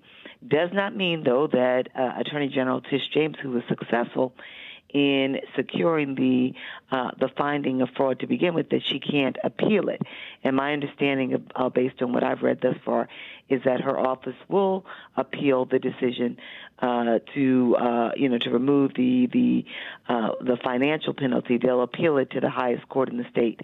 Now, there are other penalties that are still in place. The appeals court didn't get rid of them. So, for example, the original finding and decision was that Trump and his sons could no longer serve in corporate leadership roles for a certain period of time. That ruling had been put on hold during the appeals process. That finding, that decision still stands after the appeals decision, which means that Trump and his two sons, the oldest sons, can serve in corporate leadership positions. So it doesn't get rid of the illegality, the finding of civil fraud. What it does get rid of is, at this particular point, the fine that was attached, citing that it was excessive. That said, Attorney General James can appeal the decision of this appeals court, take it higher, and seek to have the fine reimposed or possibly even lessened, but Trump still have to pay something.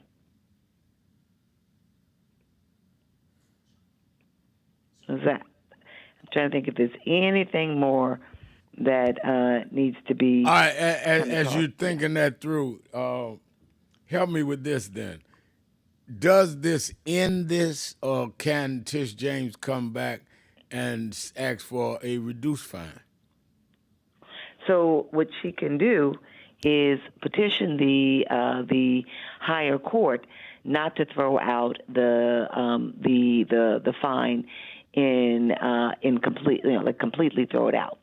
And and even she could say that she can argue why it was legitimate and justified. And what the higher court can do is say, well, we're going to lower it. They have that ability to do that. Okay, so he may still have a fine, but I think the record shows that, I think it's telling that, and we ought to have the emphasis correct, is that the real outcome to me, and I'm going to have some people on this weekend on Politics Nation to break it down. The real point to me is that he is convicted of 34 felonies, and the courts has found him guilty of fraud and business fraud. And we've never had a president of the United States, even those that have been corrupt and bigoted, with that kind of record. Right. People need to understand that. And one of the reasons, the paradoxical twist to this, Jenny, to me, is he's going to go out here talking about he's going to lead the fight against crime when he's the only convicted criminal that has ever sat in the Oval Office. Let's take a break. Sir. And you have to add that the sexual harassment civil which was $5 million, and that has not been reversed. Let's take a break. We'll be right back. Keeping it real. Sharpton, be right back.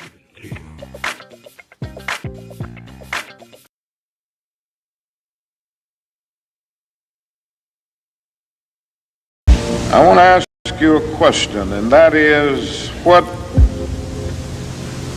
is in your life's blueprint? This is the most important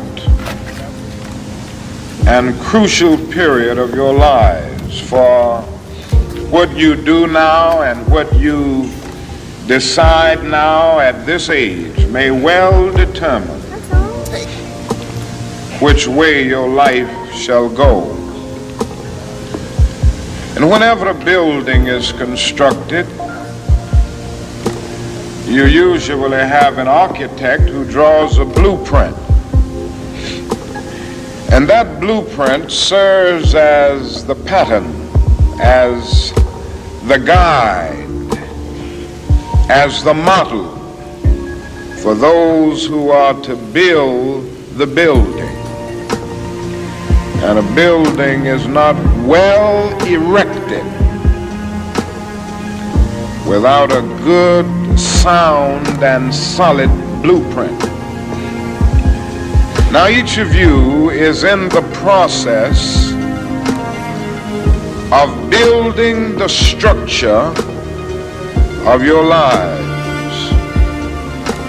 And the question is whether you have a proper, a solid, and a sound blueprint. And I want to suggest some of the things that should be in your life's blueprint. Number one in your life's blueprint should be a deep belief in your own dignity, your own worth, and your own somebodyness. Don't allow anybody to make you feel that you are nobody. Always feel that you count. Always feel that you have worth. And always feel that your life has ultimate significance.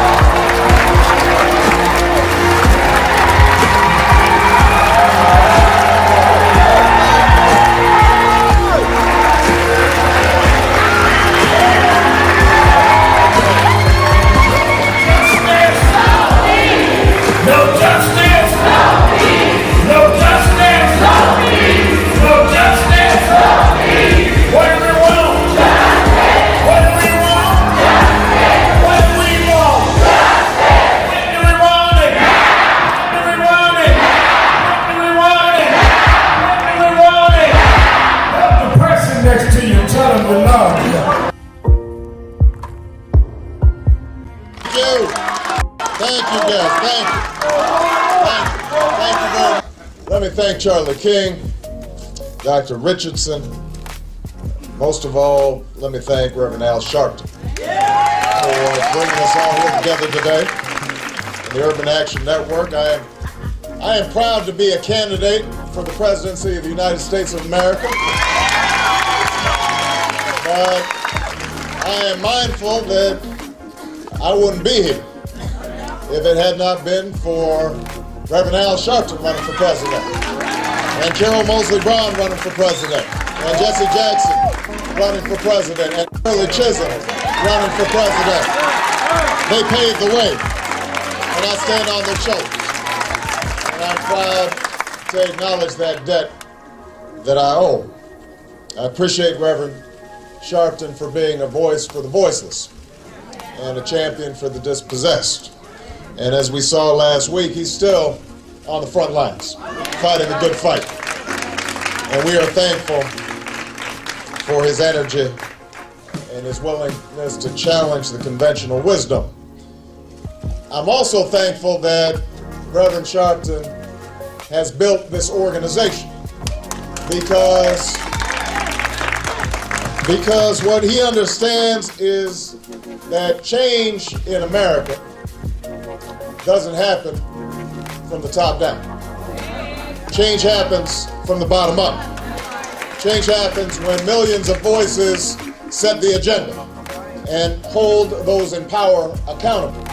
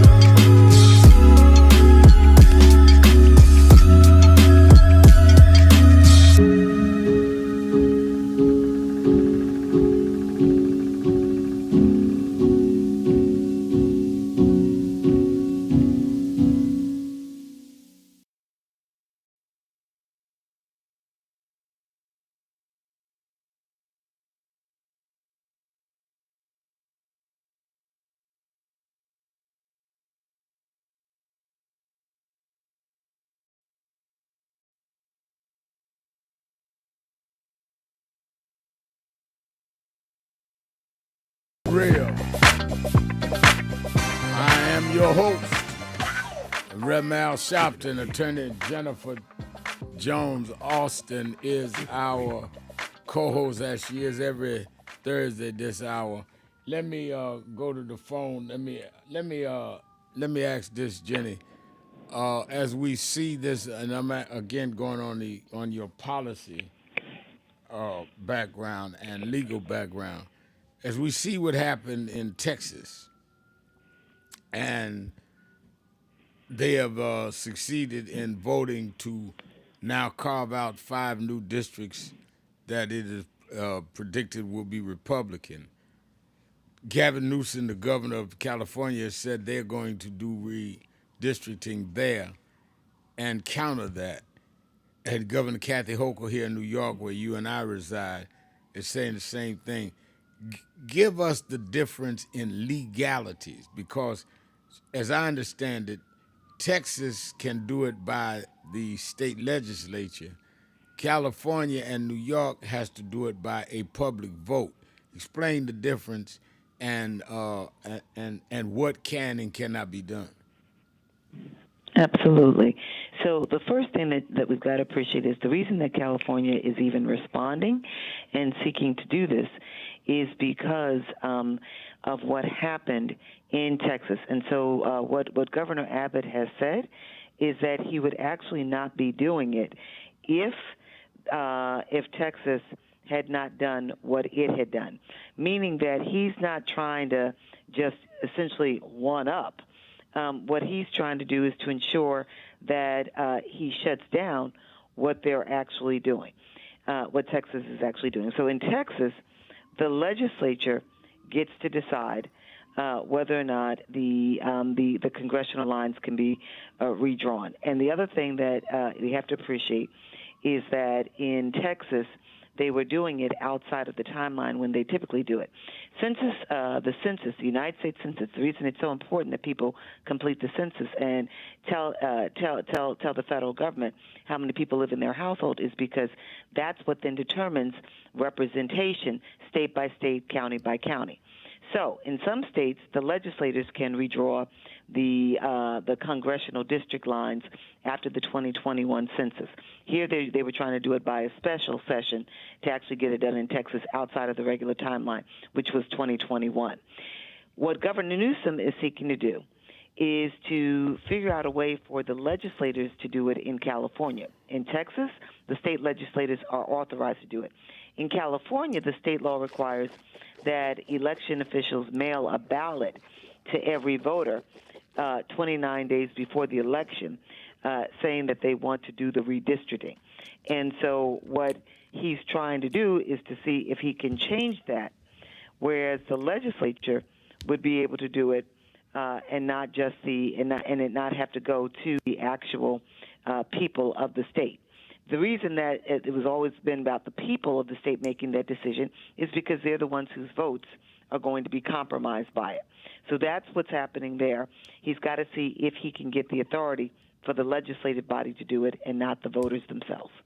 All right. Now, next Thursday is the March on Wall Street, and you in your capacity as not only the vice chairman of the National Board of NAN, but as the head of Protestant welfare agencies in New York, you deal with the whole span of people in New York, from government heads to private industry titans down to people on the streets and people in our churches and in our various sororities.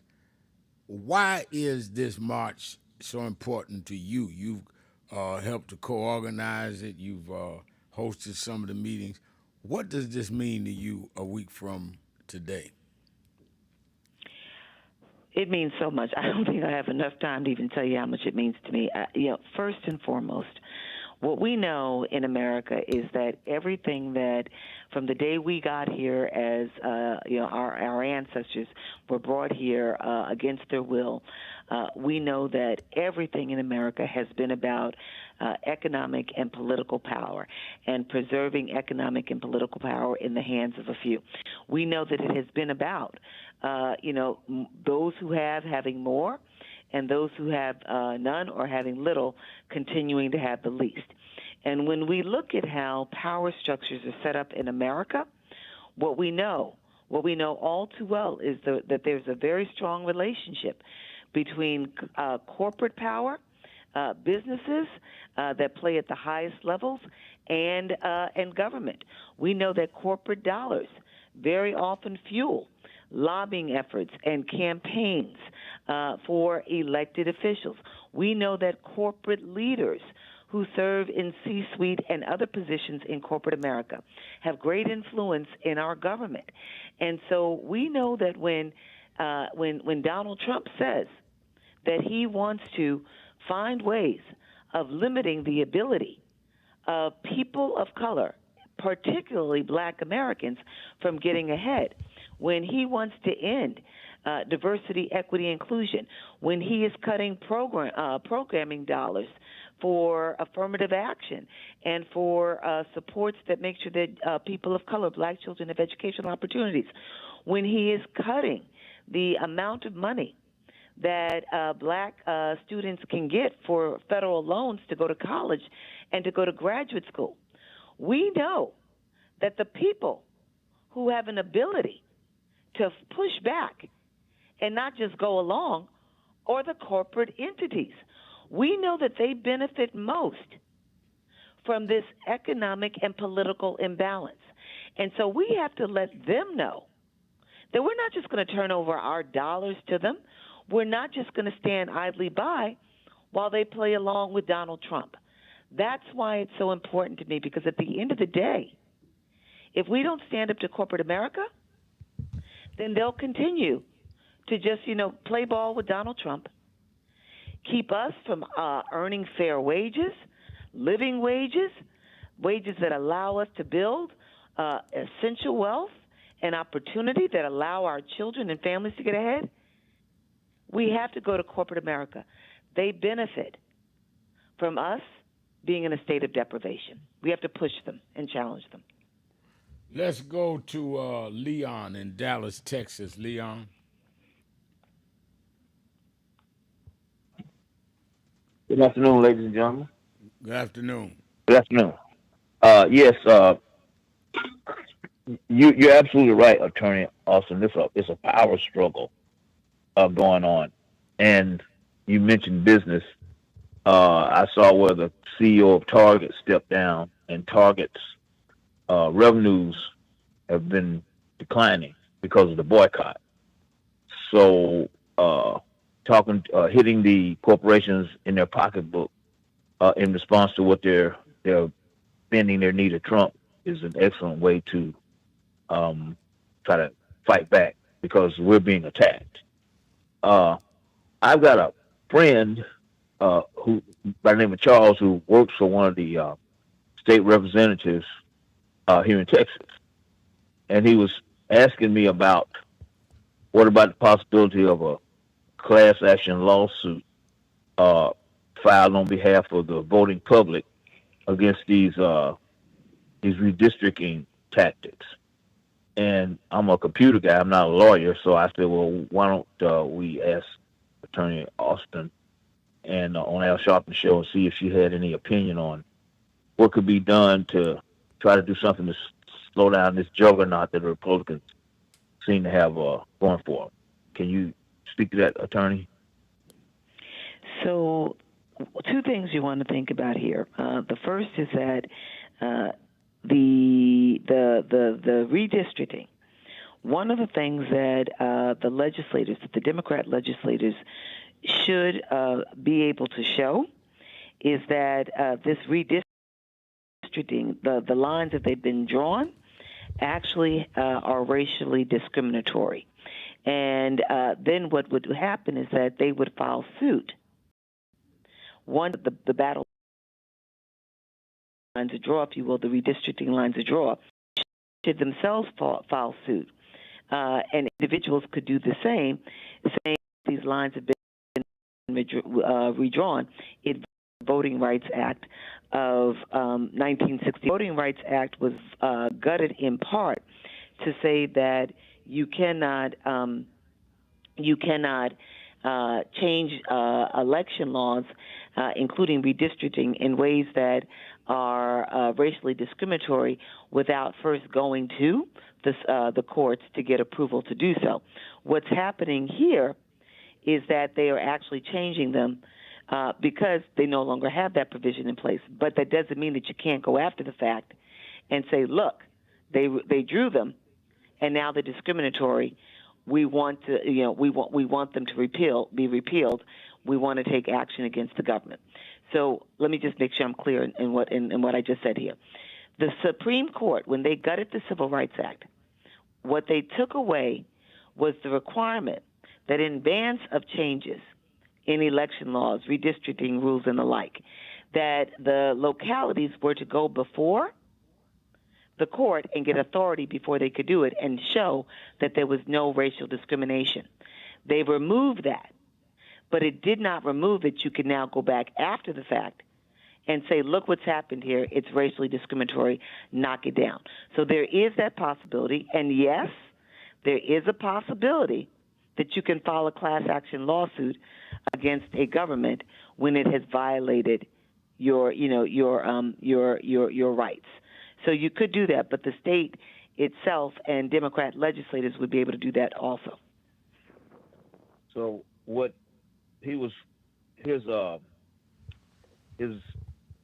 argument was he wanted to come from a grassroots perspective, because we've gotten, he as he calls it, disenchanted with the black leadership, because to be honest, Reverend Al and one or two other pastors, they're the only ones we hear actually speaking out on these issues 24/7. So what he was trying to find out, what could the ordinary person who doesn't have the high profile, big money, portfolio do? It can be done. And it can be done. You just have to. They'd have to organize. They'd have to find an attorney to do it. Now, there are organizations like the American Civil Liberties Union that may step up and bring a group together to do it. Let me take my break, and that is also why, Leon, we have organizations, because if people came to organizations, including NAN, with ideas like that, we would help to locate the lawyers and get that done. We just dealt with the Legionnaire's disease up here on yesterday. That's what we do. And that's why, as we call these sanctions on companies with the march next week, I'm glad I talked to some of the organizers of the boycott Target, that the CEO of Target said he's going to leave next year. But the guy taking his place been there 20 years. He was a COO. So him leaving does not mean that they're going to do what the demands are. That's why we got to stay on this. We cannot just get some things and not get an understanding. Unless we get something for our community, we need to do exactly what you talk about. Class action suits, boycott, everything. You don't win till you gain something. And that is got to be our objective. Let's take a break. We'll be right back. Keeping it real. Sharpton, Jones Austin. Be right back.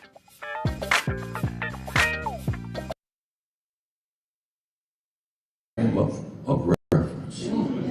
400 years later, it's time to do some assessing where we came from. While Alabama, Georgia, and South Carolina, and Mississippi take the hits, the real trade market for commerce and cotton was New York, the port of New York. As a matter of fact, Joe, the first state to end slavery was Vermont. It was all the way up the coast. The big shipbuilders became enriched off of our enslavement. Say our people are not slaves, they are our ancestors. They may be slaves of the person, but they are our ancestors, they are our foreparents. The money is made off of the commodity. We were the commodity in the commodity exchange. And they would import Africans. They export cotton and tobacco. And they built the whole economic system around Wall Street. Africans, because they feared the Indians would attack the Dutch, built a wall on Wall Street.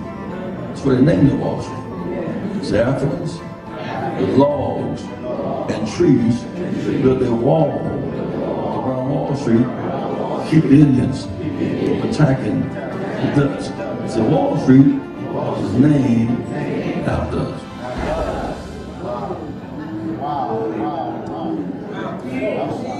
There's a burial ground on Wall Street, which we should all visit. Those are our foreparents. At some point, they moved us to the other end of Manhattan, which is Harlem. So we are on the same island as Manhattan. Manhattan, Harlem, Wall Street, on the same island. Harlem is right down the road from Wall Street. That's interesting that most of our leaders who argued different cases never quite got to march on Wall Street.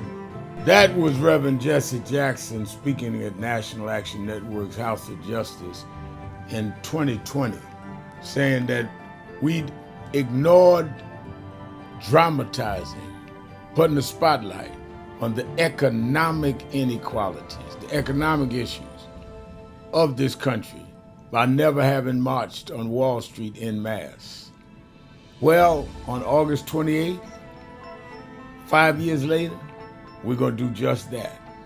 Because with this big, beautiful bill, which is a big, ugly bill that cuts Medicaid and SNAP, with the ending of diversity, equity, and inclusion programs and initiatives in the private sector, which gives blacks and others jobs, contracts for businesses, making sure we make the C-suite based on our merit and not excluded because we didn't have the family background in a given place, whether it be academic or business. The people that benefited from that are the ones on Wall Street that deal with the stock markets, that deal with the Dow Jones, that deal with making trade off of the decisions of those that supported the Trump initiatives in this area. So we are not this year going to Washington on the anniversary of the March on Washington. On the anniversary of the March on Washington, we're going to Wall Street. And Reverend Jackson, we're going to do what you said. Thousands of us are going to nonviolently but firmly come and say that the dream cannot be deferred by tax cuts for the rich and cutting those out that need food assistance, that need support with health care and other economic policies that have choked the middle class and the poor. August 28, 2025, go to www.nationalactionnetwork.net, get the details. Meet us 10 a.m. at the African Burial Ground and be ready to march. Buses are coming from all over the country. Go to that website or call 1-877-626-4651. No justice, no peace.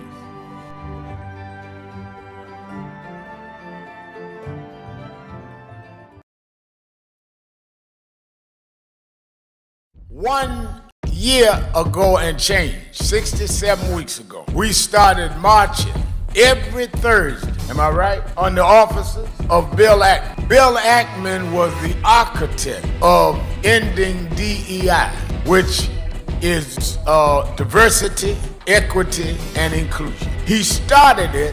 I want to give a little history because a lot of people get Negroitis and get confusion.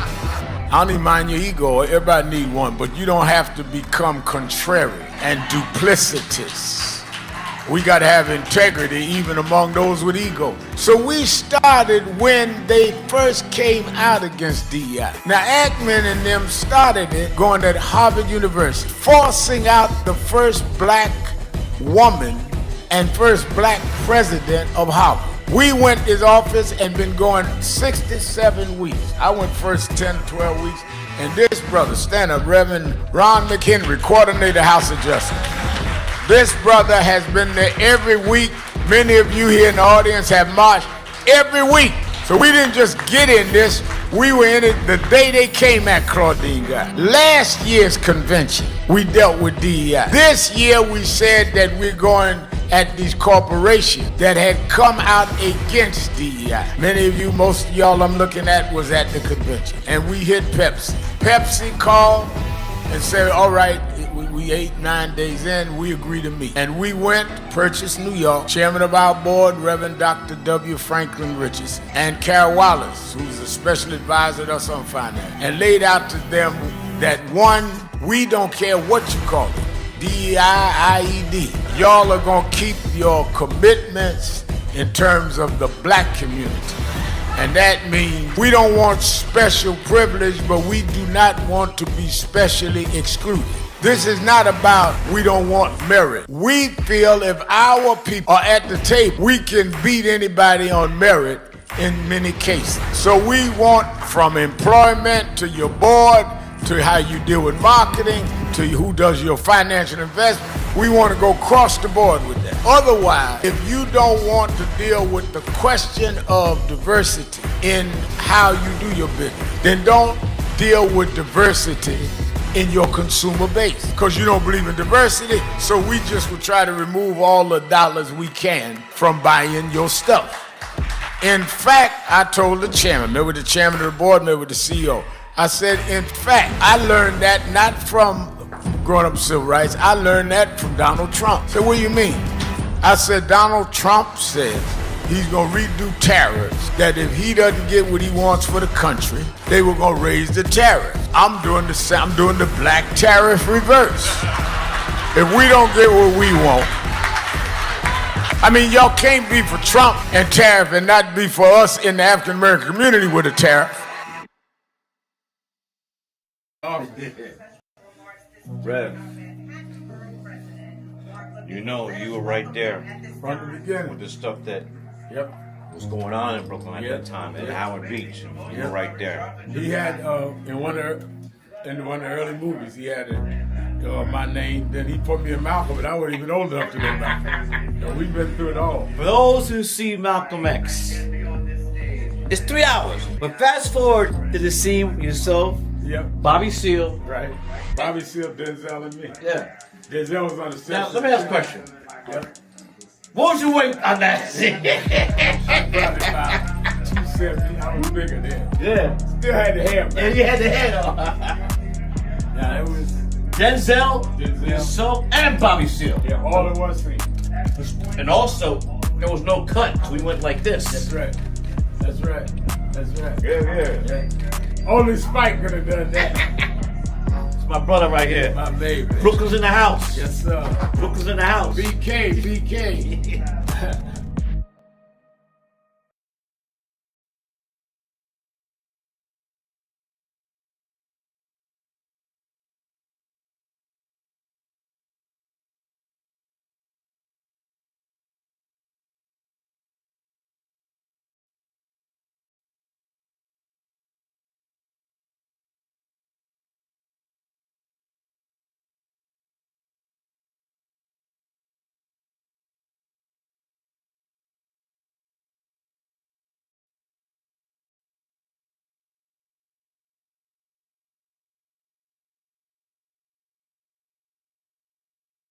Real. I am your host, Reverend Al Sharpton. Let me say a week from today will be the march on Wall Street, and as I've been saying, it was providential about 2 months ago when I said to Martin III that maybe we should not go to Washington this year. Every 5 years since 2000, we've been doing the marches on the State of the Dream, always at Washington Monument, where his father did the I Have a Dream speech. And he said, what do you think? I said, we should go to Wall Street. The economic inequality and the battle against DEI and others, I think that's the state of the dream. And he said, well, All right, Al, let's do it. And I called Mark Morial, National Urban League, who said, let me be y'all's partner, put in resources and got Urban League groups around the country, chapters around the country. And now it is gone where we have 11 national unions and other civil rights groups that have weighed in. And I have on the live line our partner next Thursday, and has been the whole more than 2 decades he's headed the National Urban League. And before that, as mayor of New Orleans, he was involved in the struggle all his life. His father was mayor and headed NAACP there. So marching and agitating is no new thing to him. In fact, he probably can do it better than most. And that is the president of the National Urban League, Mark Morial. How you doing, Mark? Afternoon. It is so good to be with you, and thank you for your leadership, and certainly to Martin III. It is always special to be able to work with you all, and I am always encouraged, excited in this moment of conflict and controversy, this moment of chaos and confusion, for us to be able to stand together around economic opportunity, economic justice, and economic empowerment, because I think your thought to come to Wall Street was brilliant and meets the moment, indeed, that we are in. So I am looking forward to it. The Urban League movement is looking forward to it, and it is another opportunity for us to elevate our strength, our message, in a very profound and important way. And one thing I did want to offer, Reverend Al, and this is a number we should keep in mind, and I call it the 6T. 6 trillion. That's the spending power of African Americans and Latinos combined in America. And that's a significant number, which together would make us the 3rd or 4th largest country in the world. And that economic power is what I think will be on display from a messaging standpoint with the March on Wall Street. And our research shows that number grows significantly between now and 2030, and certainly into 2040. That number will be approaching, by 2040, $10 trillion. And that's an important impact on the economy. And we are consumers, and we spend money, and we buy cars, and we buy homes, and we spend money on any number of products. And we want the business leaders of America to understand our power as consumers. Now, as you look at what's going on, you were a mayor. How do you interpret what is going on in Washington? One of the reasons I said that it was providential that Martin and you and I and Jenny and others had already decided to do Wall Street is that I don't know that it would have been easy to have the march in Washington next Thursday, as we customarily do, and you've always been there. With the National Guard and other, be a lot of concern. So it was providential that we had already moved the march before we even knew they were going to pull this charade off in Washington. But as a former mayor of New Orleans, elected, reelected, your father elected, give us from a point of view of one who ran one of the major cities, what this thing bringing in of the National Guard means. First of all, what's customary, Reverend Al, is that if the National Guard comes into a community, it is at the request and invitation of the mayor. That the mayor has a set of issues, a set of problems for which the expertise of the National Guard could be needed. This smacks of a stunt, a public relations stunt, a political stunt. It smacks of performative politics. The National Guard does not have the expertise to do street patrols. Many National Guard members I've spoken to don't understand the assignment, don't want the assignment, and feel that they're being used for political purposes by being told to go into Washington, D.C. And so it is a stunt. It is an invasion. It's designed to make the people of Washington, particularly the black community of Washington, feel uncomfortable. and it is not consistent with American democracy. I will tell you this: where those National Guardsmen should be are in Texas, where flooding has caused death and destruction of people's communities, in Kentucky, in Arkansas. These National Guardsmen should be on standby should Hurricane Aaron impact the Northeast. This is what the National Guard should be doing, not showing up in Washington to stand on the street, stop people, check people, and the like. So we have got to stand with Mayor Bowser, the leaders of Washington, against this. It is not needed. It is not necessary, and I find it to be an affront to just basic decency and good sense. Now, let's talk straight. The highest crime rates in the country are in red states.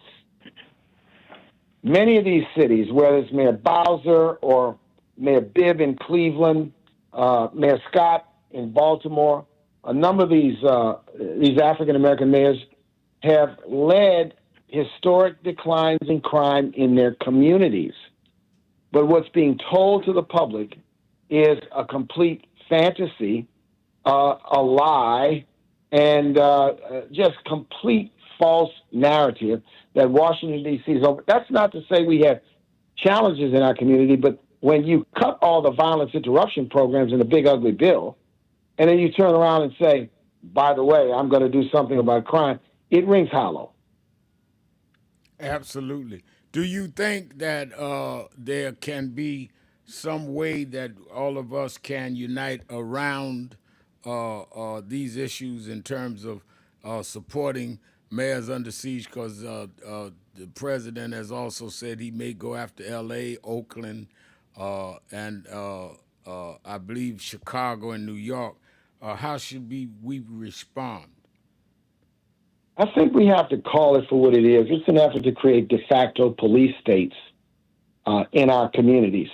And the impact of it will be to affect the economy, to affect tourism, to affect things that are going to ripple beyond Los Angeles or beyond Washington, D.C. That is the tragedy of this. And I think we, civil rights leaders, mayors, whether they're black or white or Hispanic or Asian, have to stand up for this.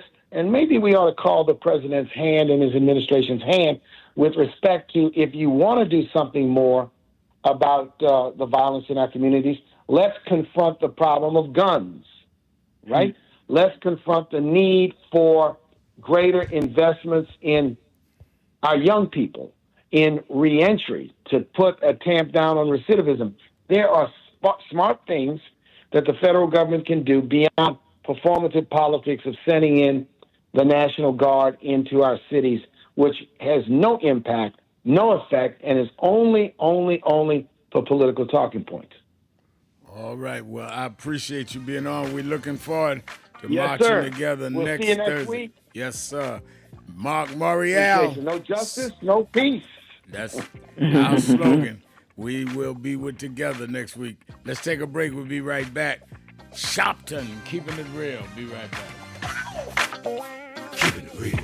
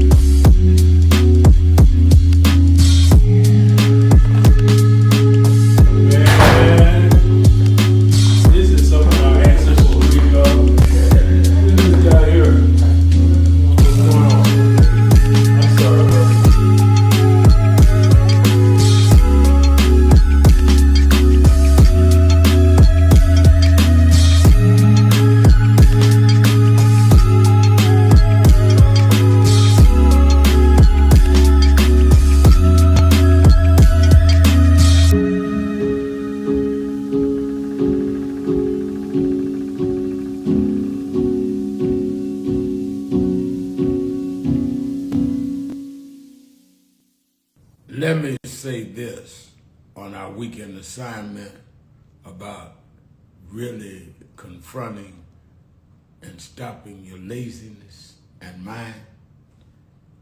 You have to stop being around lazy friends, lazy people, because lazy people normalizes your laziness. They make you settle for less than what you can do and be. They say, well, you don't need to do that. You all right, you good. Because they don't want to press their way. They encourage you not to press your way. And then some are just snakes, want to hold you back, envious, jealous. They're mediocre, so they want you to stay that way. Let me tell you how you handle snakes, though. Don't fight them. You don't kill snakes with kindness. You kill them with distance. Let them starve to death. Just get away from them. Snakes need you close in order to bite. Just get your distance from snakes. And realize that God doesn't require that you know it all. He only requires you have the faith to take the next step knowing he knows it all. So get past being lazy and say, I'm going to make this effort. I'm going to make this move. I'm going to make this attempt. I'm going to take this step. And God will do the rest. That's what faith is. I was reading this passage this morning. It says, your friends think you're lucky. Your family thinks you're crazy. Your competition thinks you're a threat. And you know you're just someone who refuses to be small. You refuse to be mediocre. All of what everybody thinks of you, you know that you refuse to be less than what you can be.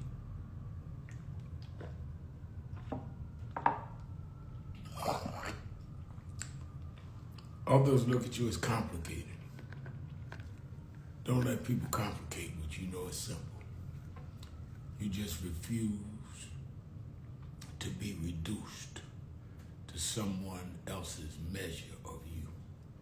That's why you got to get your lazy self up and be what you know you could be. You're not getting too old. You're not polished enough. You're not educated enough.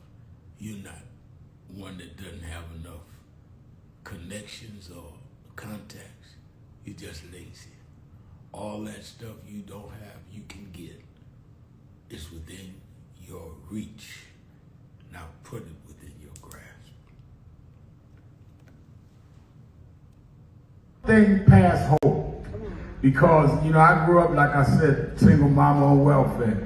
And my mother told me there's a part in life that hope's gonna run out. But she told me you got a double barrel in your engine. I said, what is that? She said, you can switch from hope to faith. Faith is a little deeper than hope. Bishop Hilliard is here. Faith is when hope runs out. Faith is the substance of things. Hope for the evidence of things not seen.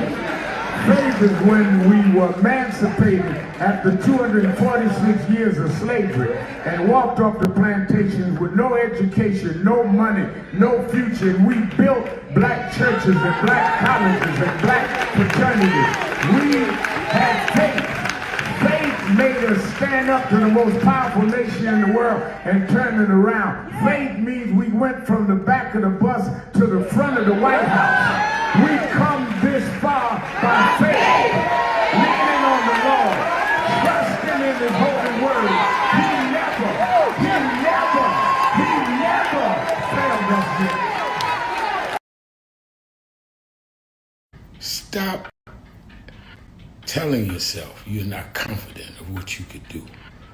When people with half your skills and a quarter of your talent have gone on to create big waves in life, if you look at them and you know you're more gifted than them, then what is your problem?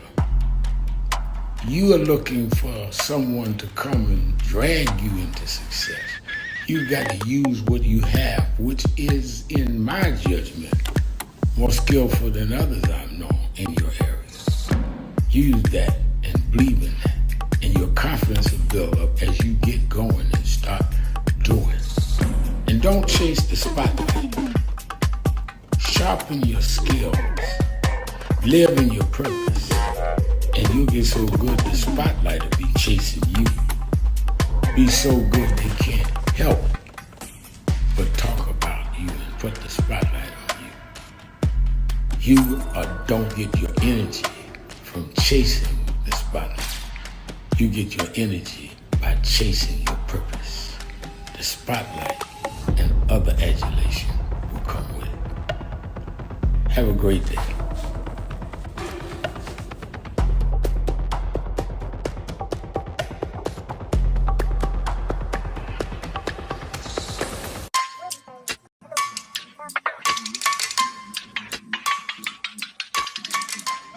Hey, what's up? They got, they're doing, thank you. They're doing, what's on your mind? Yeah. All right, then, we got a birthday this week. I got to talk about that. Oh, no. Happy birthday this weekend. And Carrie White's birthday, right? Corey's birthday's today. Yeah, and I got to tell Reverend Bird ready Daniel 5th chapter. I want him to read. And I'm ready. Got a message from him today, so we'll be on the air in what? Half hour. Half hour. You should tune in to the WBLS 107.5 FM and National Impact and www.nationalnetwork.net. All right, I'm ready. Make sure you operate on time or I'll tell them how old you are.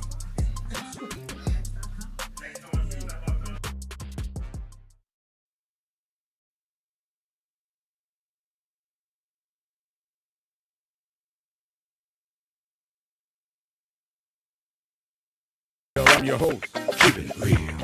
Reverend Al Sharpton, attorney. Keepin' It Real.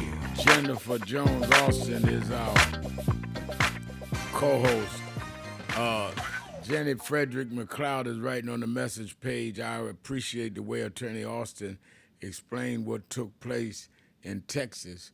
What gives me pause is the end result after the governors of California and New York tried to change what's in place. Texas didn't have that hurdle. And I think you explained the legal differences there, Jenny, which is also going to be part of the march next week. Mm-hmm. Absolutely, absolutely. You know, in Texas, they just had to work with their state legislators. And in California, in this case in New York, you can have, like, they'll have independent commissions that draw up the districts, the new lines, and then voters are asked to, to opine on them and make decisions about them. It's a different situation. And so if Governor Newsom is going to be able to get this done, he's got to change that. He's got to change those rules. He's got to get authority to change those rules so that the legislators themselves can act. Let's go to Marcia in Washington, D.C. Marcia, you're keeping it real with Sharpton and Jones Austin. Hello? Yes, you're on the air. Hi. I didn't know if the attorney was still on. Yes, she's as on. well. Okay. Well, I wanted, I couldn't remember her name, but I wanted to thank you guys for all that you are doing. Reverend Al, there are no words to express what you have done for our nation, and I commend you, I honor you, and support you. And so it's an honor to even speak with you. But I've been dealing with an issue of my driver's license being taken and all sorts of illegal practices. And I've been trying to get on the ballot to become the mayor of my city. And I believe that my license were taken as a roadblock to stop me from being able to bring some law and order, or to be on our city council to bring some law and order to the city and get some rules changed. Now, my question today is to the attorney. You all have been talking about all the things that are taking place. I would love to see nationwide African American people start making laws in each individual city and state about hate crimes against us. I believe it is a hate crime when you're not letting our history come forth, when it's still a form of bondage and hate crime, and it needs to be, we need to be writing laws and presenting them, and then we'll know who are our allies and who are our enemies. And if it gets cast down, just bring it again. And that's what I would, want to do about change.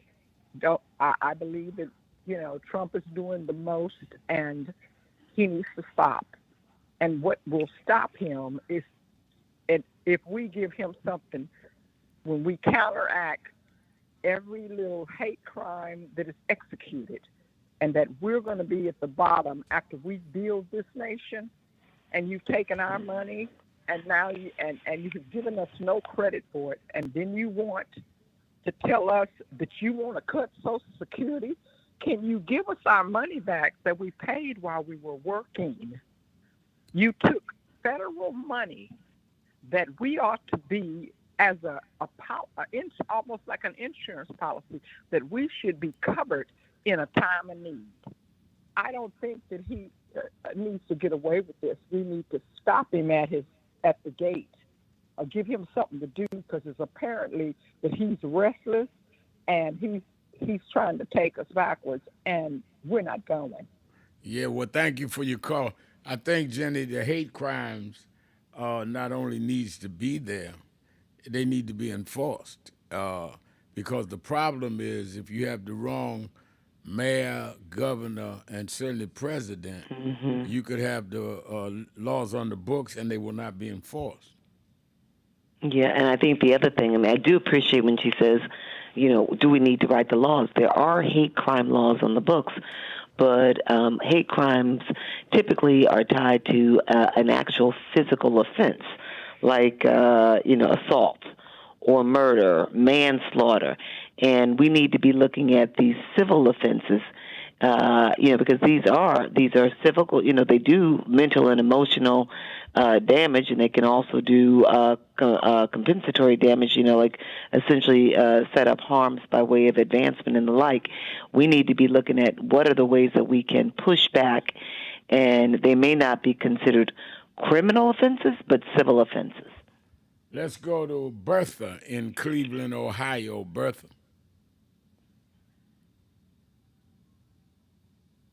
Is Bertha there? I am. I'm very upset about what's going on now. Trump is going down as the worst president of the United States. I should say resident, because he is just residing in the in the White House. They're talking about the black, I guess she's a governor or mayor. They want her to step down. Well, he needs to step down from stealing the classified documents when he left the White House. He needs to step down from encouraging and viewing the attacking of the policemen during the January 6th riot. He needs to step down from being in the relationship between him and Epstein in the process of using underage girls. There's so many things that he needs to step down, and he's getting away with it. I agree with the former caller in stating about the crimes that are being committed. I feel that there should be a lawsuit, because they are singling out just the black governors. This is not right. We should have a lawsuit collectively and individually. I'm upset about it. Now, on the other hand, we were talking about the difference of the different races, nationalities. I was in a class years ago, and I learned that the first Irishman was black. They took it away from us like they did everything else. He was a very distinguished-looking gentleman. And also, I wanted to mention about the black teams. My father was one of the Kansas City Monarchs, and my brother was sent to Washington by Merle McCurdy as a national court reporter. You remember the Jet magazine? Yeah. I wish we could. I wish they could bring this back. My brother and Jesse Jackson was in the same area. My brother was serving as a court reporter, doing one of Reverend Jesse Jackson's deliverance, and it's been quite a few years ago. But I would like to see. Not only we don't have many black media anymore. I would like to see the Jet come back. I would like to see some of the newspapers come back. We have the Collin Post, and that's about the only thing that I see, the Collin Post between Columbus and Cleveland. Yeah. So this is what I wanted to say. No, you're right. You're right. Thank you for your call. Let's take a break. We'll be right back. Keeping it real. Keeping it real. Sharpton, Jones Austin. Be right back.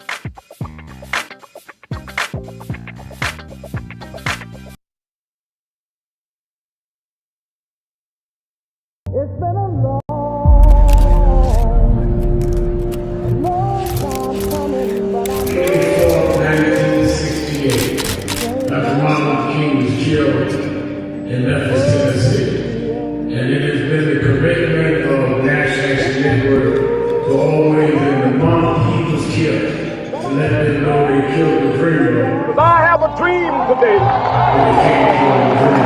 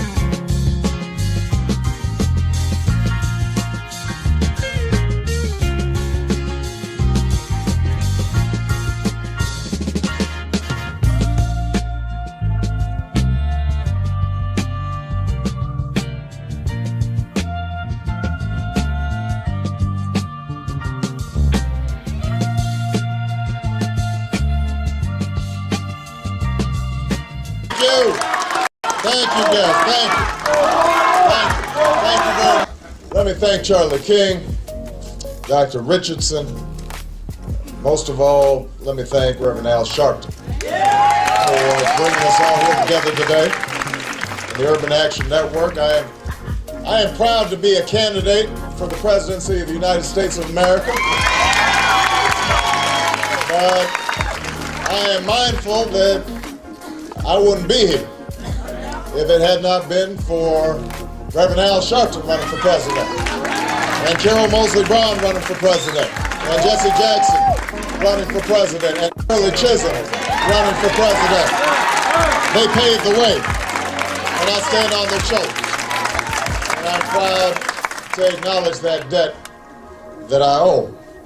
I appreciate Reverend Sharpton for being a voice for the voiceless and a champion for the dispossessed. And as we saw last week, he's still on the front lines, fighting a good fight. And we are thankful for his energy and his willingness to challenge the conventional wisdom. I'm also thankful that Reverend Sharpton has built this organization because what he understands is that change in America doesn't happen from the top down. Change happens from the bottom up. Change happens when millions of voices set the agenda and hold those in power accountable.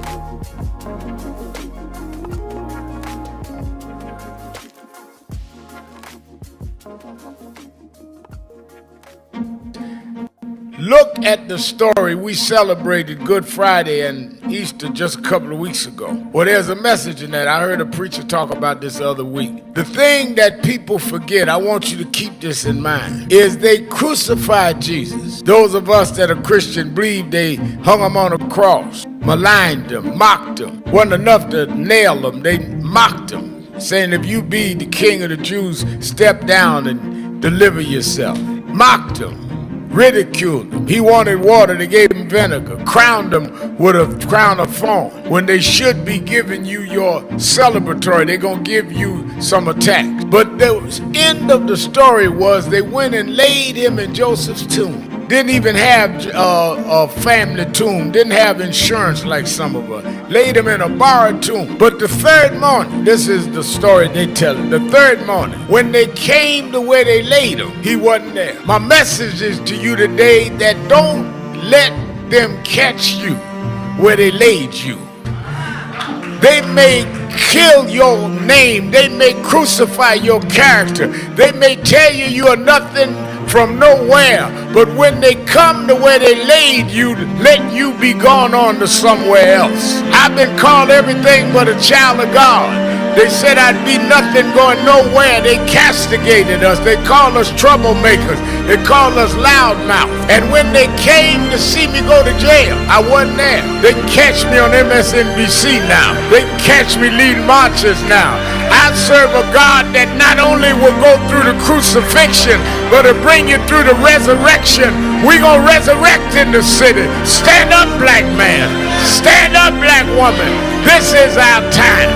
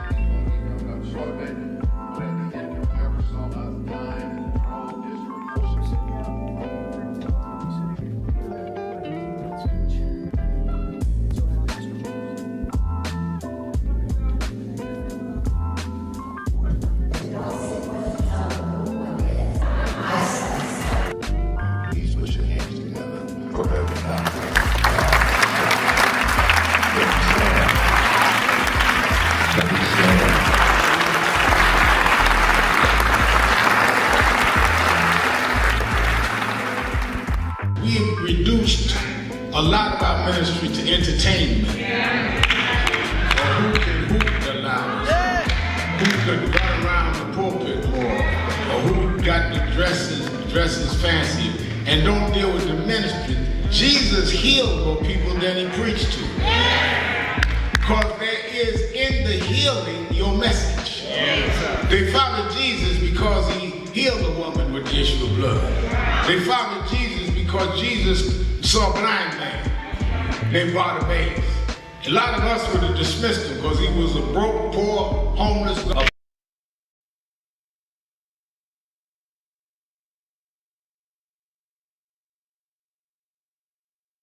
Keeping it real. Keeping it real. I am your host, Reverend Al Sharpton. Keeping it real. 1-877-532-5797. 1-877-532-5797. Jennifer Jones Austin is our co-host. Let me remind you again, Politics Nation with Al Sharpton, every Saturday and Sunday, 5 p.m. Eastern Time on MSNBC. And I'm going to have on Texas Representative Collier, who spent the night trying to stop this vote, stayed in the state legislative hall. I'm going to have her. I'm going to have some of the leadership in Washington dealing with the National Guard, some of our attorneys, as well as those organizing in California. Make sure you watch Politics Nation. I'll be live from New York on Saturday at 5 and live from Washington on Sunday at 5. And I see on the message board, SD say MSNBC dictates what you can and cannot say on, I don't know, say on their shows, like someone said earlier, it's time to stop going along to get along. Well, you've been watching the wrong show. Don't nobody tell me what to say on my show or not say. So you must not be watching Politics Nation, SD. But maybe that's why you use your initials rather than your name. Anyway, y'all do know y'all can't just say something to me and I ain't gonna flinch on it now. And let's go to Jennifer. Jennifer, let me ask you, let me also again remind people that want to know about the march, go to www.nationalactionnetwork.net, www.nationalactionnetwork.net, or call 1-877-626-4651. Jennifer, one of the things that I think a lot of us don't understand is there were all kinds of different strategies, ways of dealing with things in the movement in the 60s. We had Dr. King, we had Roy Wilkins in the ACP, we had Whitney Young doing the corporate organizing in the corporate private sector. We had Thurgood Marshall doing the legal and eventually went on the Supreme Court. It's never been one way. And I think that a lot of us try to go one way.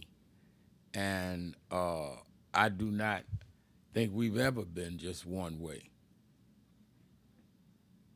Absolutely, because, look, we know, from the work that you've been doing with National Action Network, before National Action Network, the work that you did, as part of the movement in the late 60s and in the early 70s, and throughout 80s, 90s, and all, that you reach people from different vantage points and people in different places.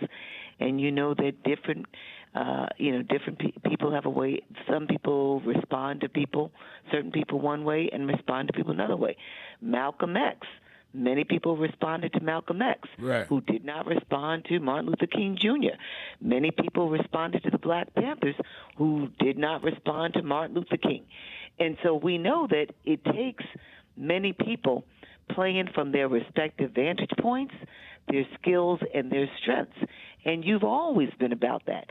That's what I appreciate when we have Mark Morial, who is a part of this gathering on Thursday, the March on Wall Street, when you are bringing the Drum Major Institute in with Martin Luther King III, when you are, when we're a part at the FPWA, human service organizations, community-based organizations on the ground, faith leaders all across the country. It takes many people, and not people just, sitting in one boat and rowing, everybody got to row in the same direction, but we row in different boats. Let's go to Tony in Washington, D.C. Tony, you're keeping it real with Al Sharpton. Hey, Rev, refresh.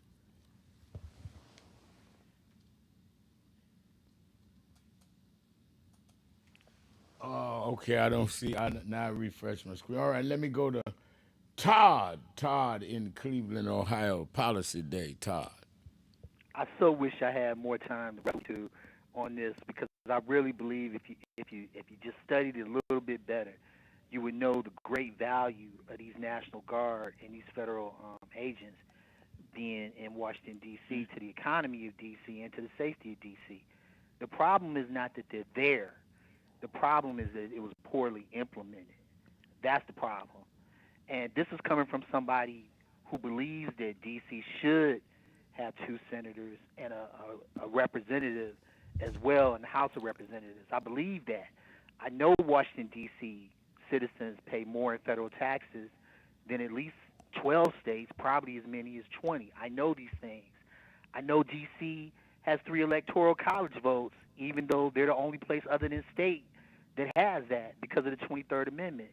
but I also know the crime rate, and I know what the neighborhoods are like, and I understand that in that 61 square mile area, the chief of police Pam Smith and the chief of police of the Metro Rail system Mike Anzalo needed some help.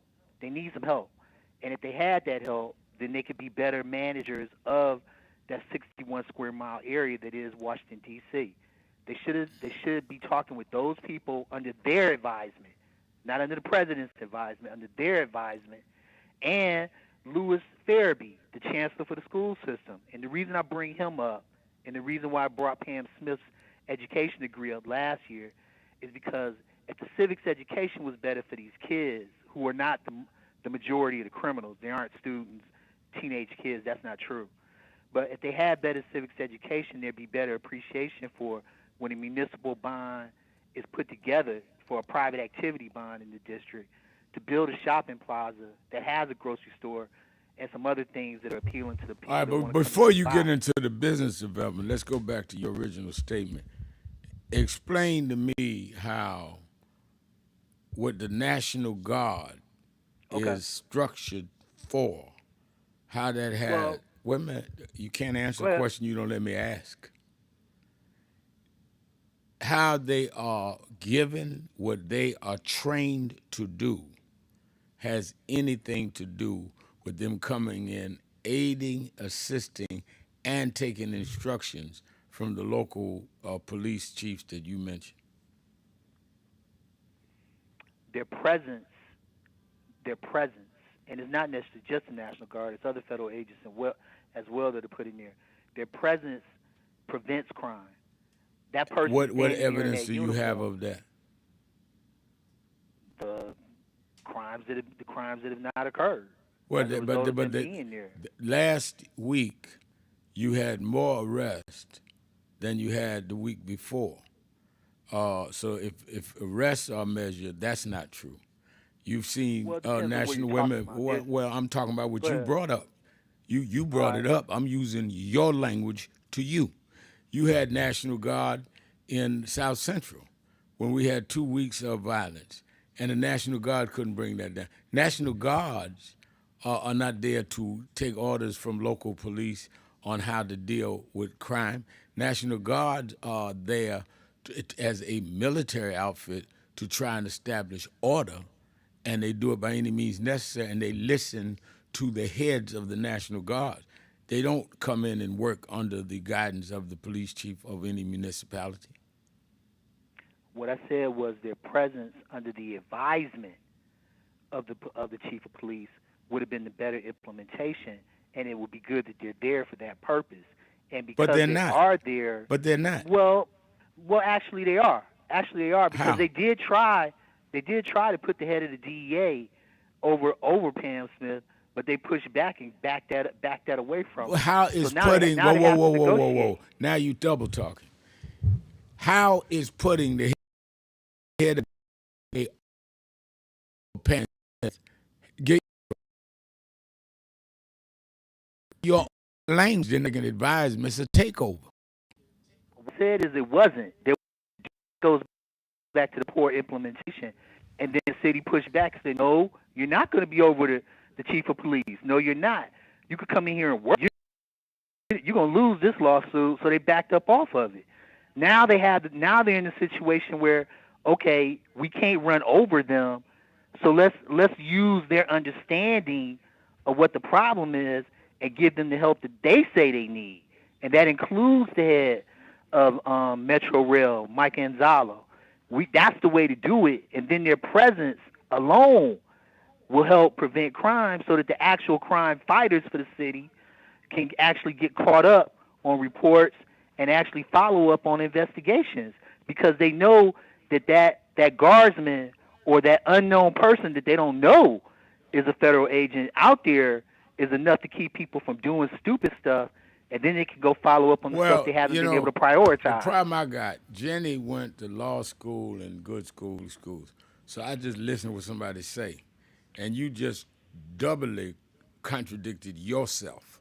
You said they came in to help, then they found out they couldn't, and then they had to back up, which is the opposite of volunteering to come in to help. You said that. I'm listening to every word you say. Because like I said, I went to public school, so I only go by what people say because I didn't do a lot of reading and all that. They didn't give me books. So I listen to you, and you are contradicting yourself, Todd.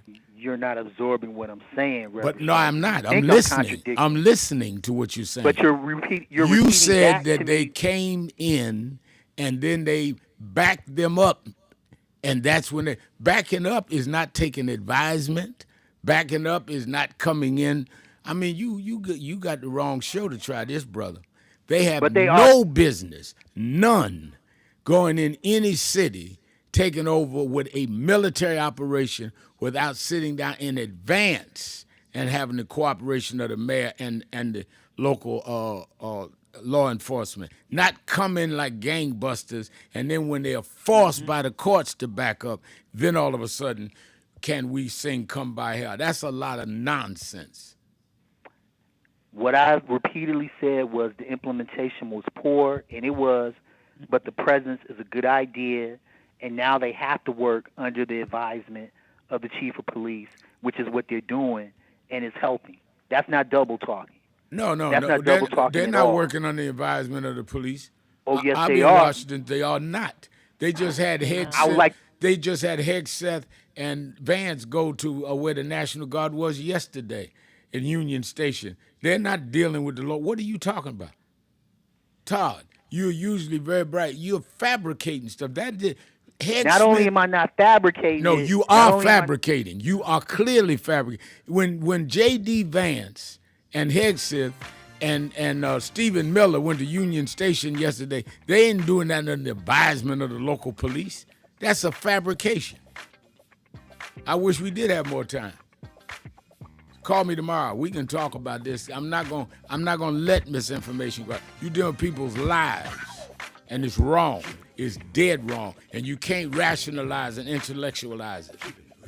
Thank you, Attorney Jennifer Jones-Austin. Let me thank all of you that called in, listened in, you that called in and couldn't get through, but hung in there anyhow. Remember, whatever you do, wherever you go, however you feel, tell somebody, tell anybody, tell everybody.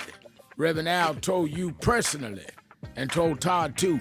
Keep it real. Keep it real. Whatever you do, keep it real. I'll talk to you tomorrow.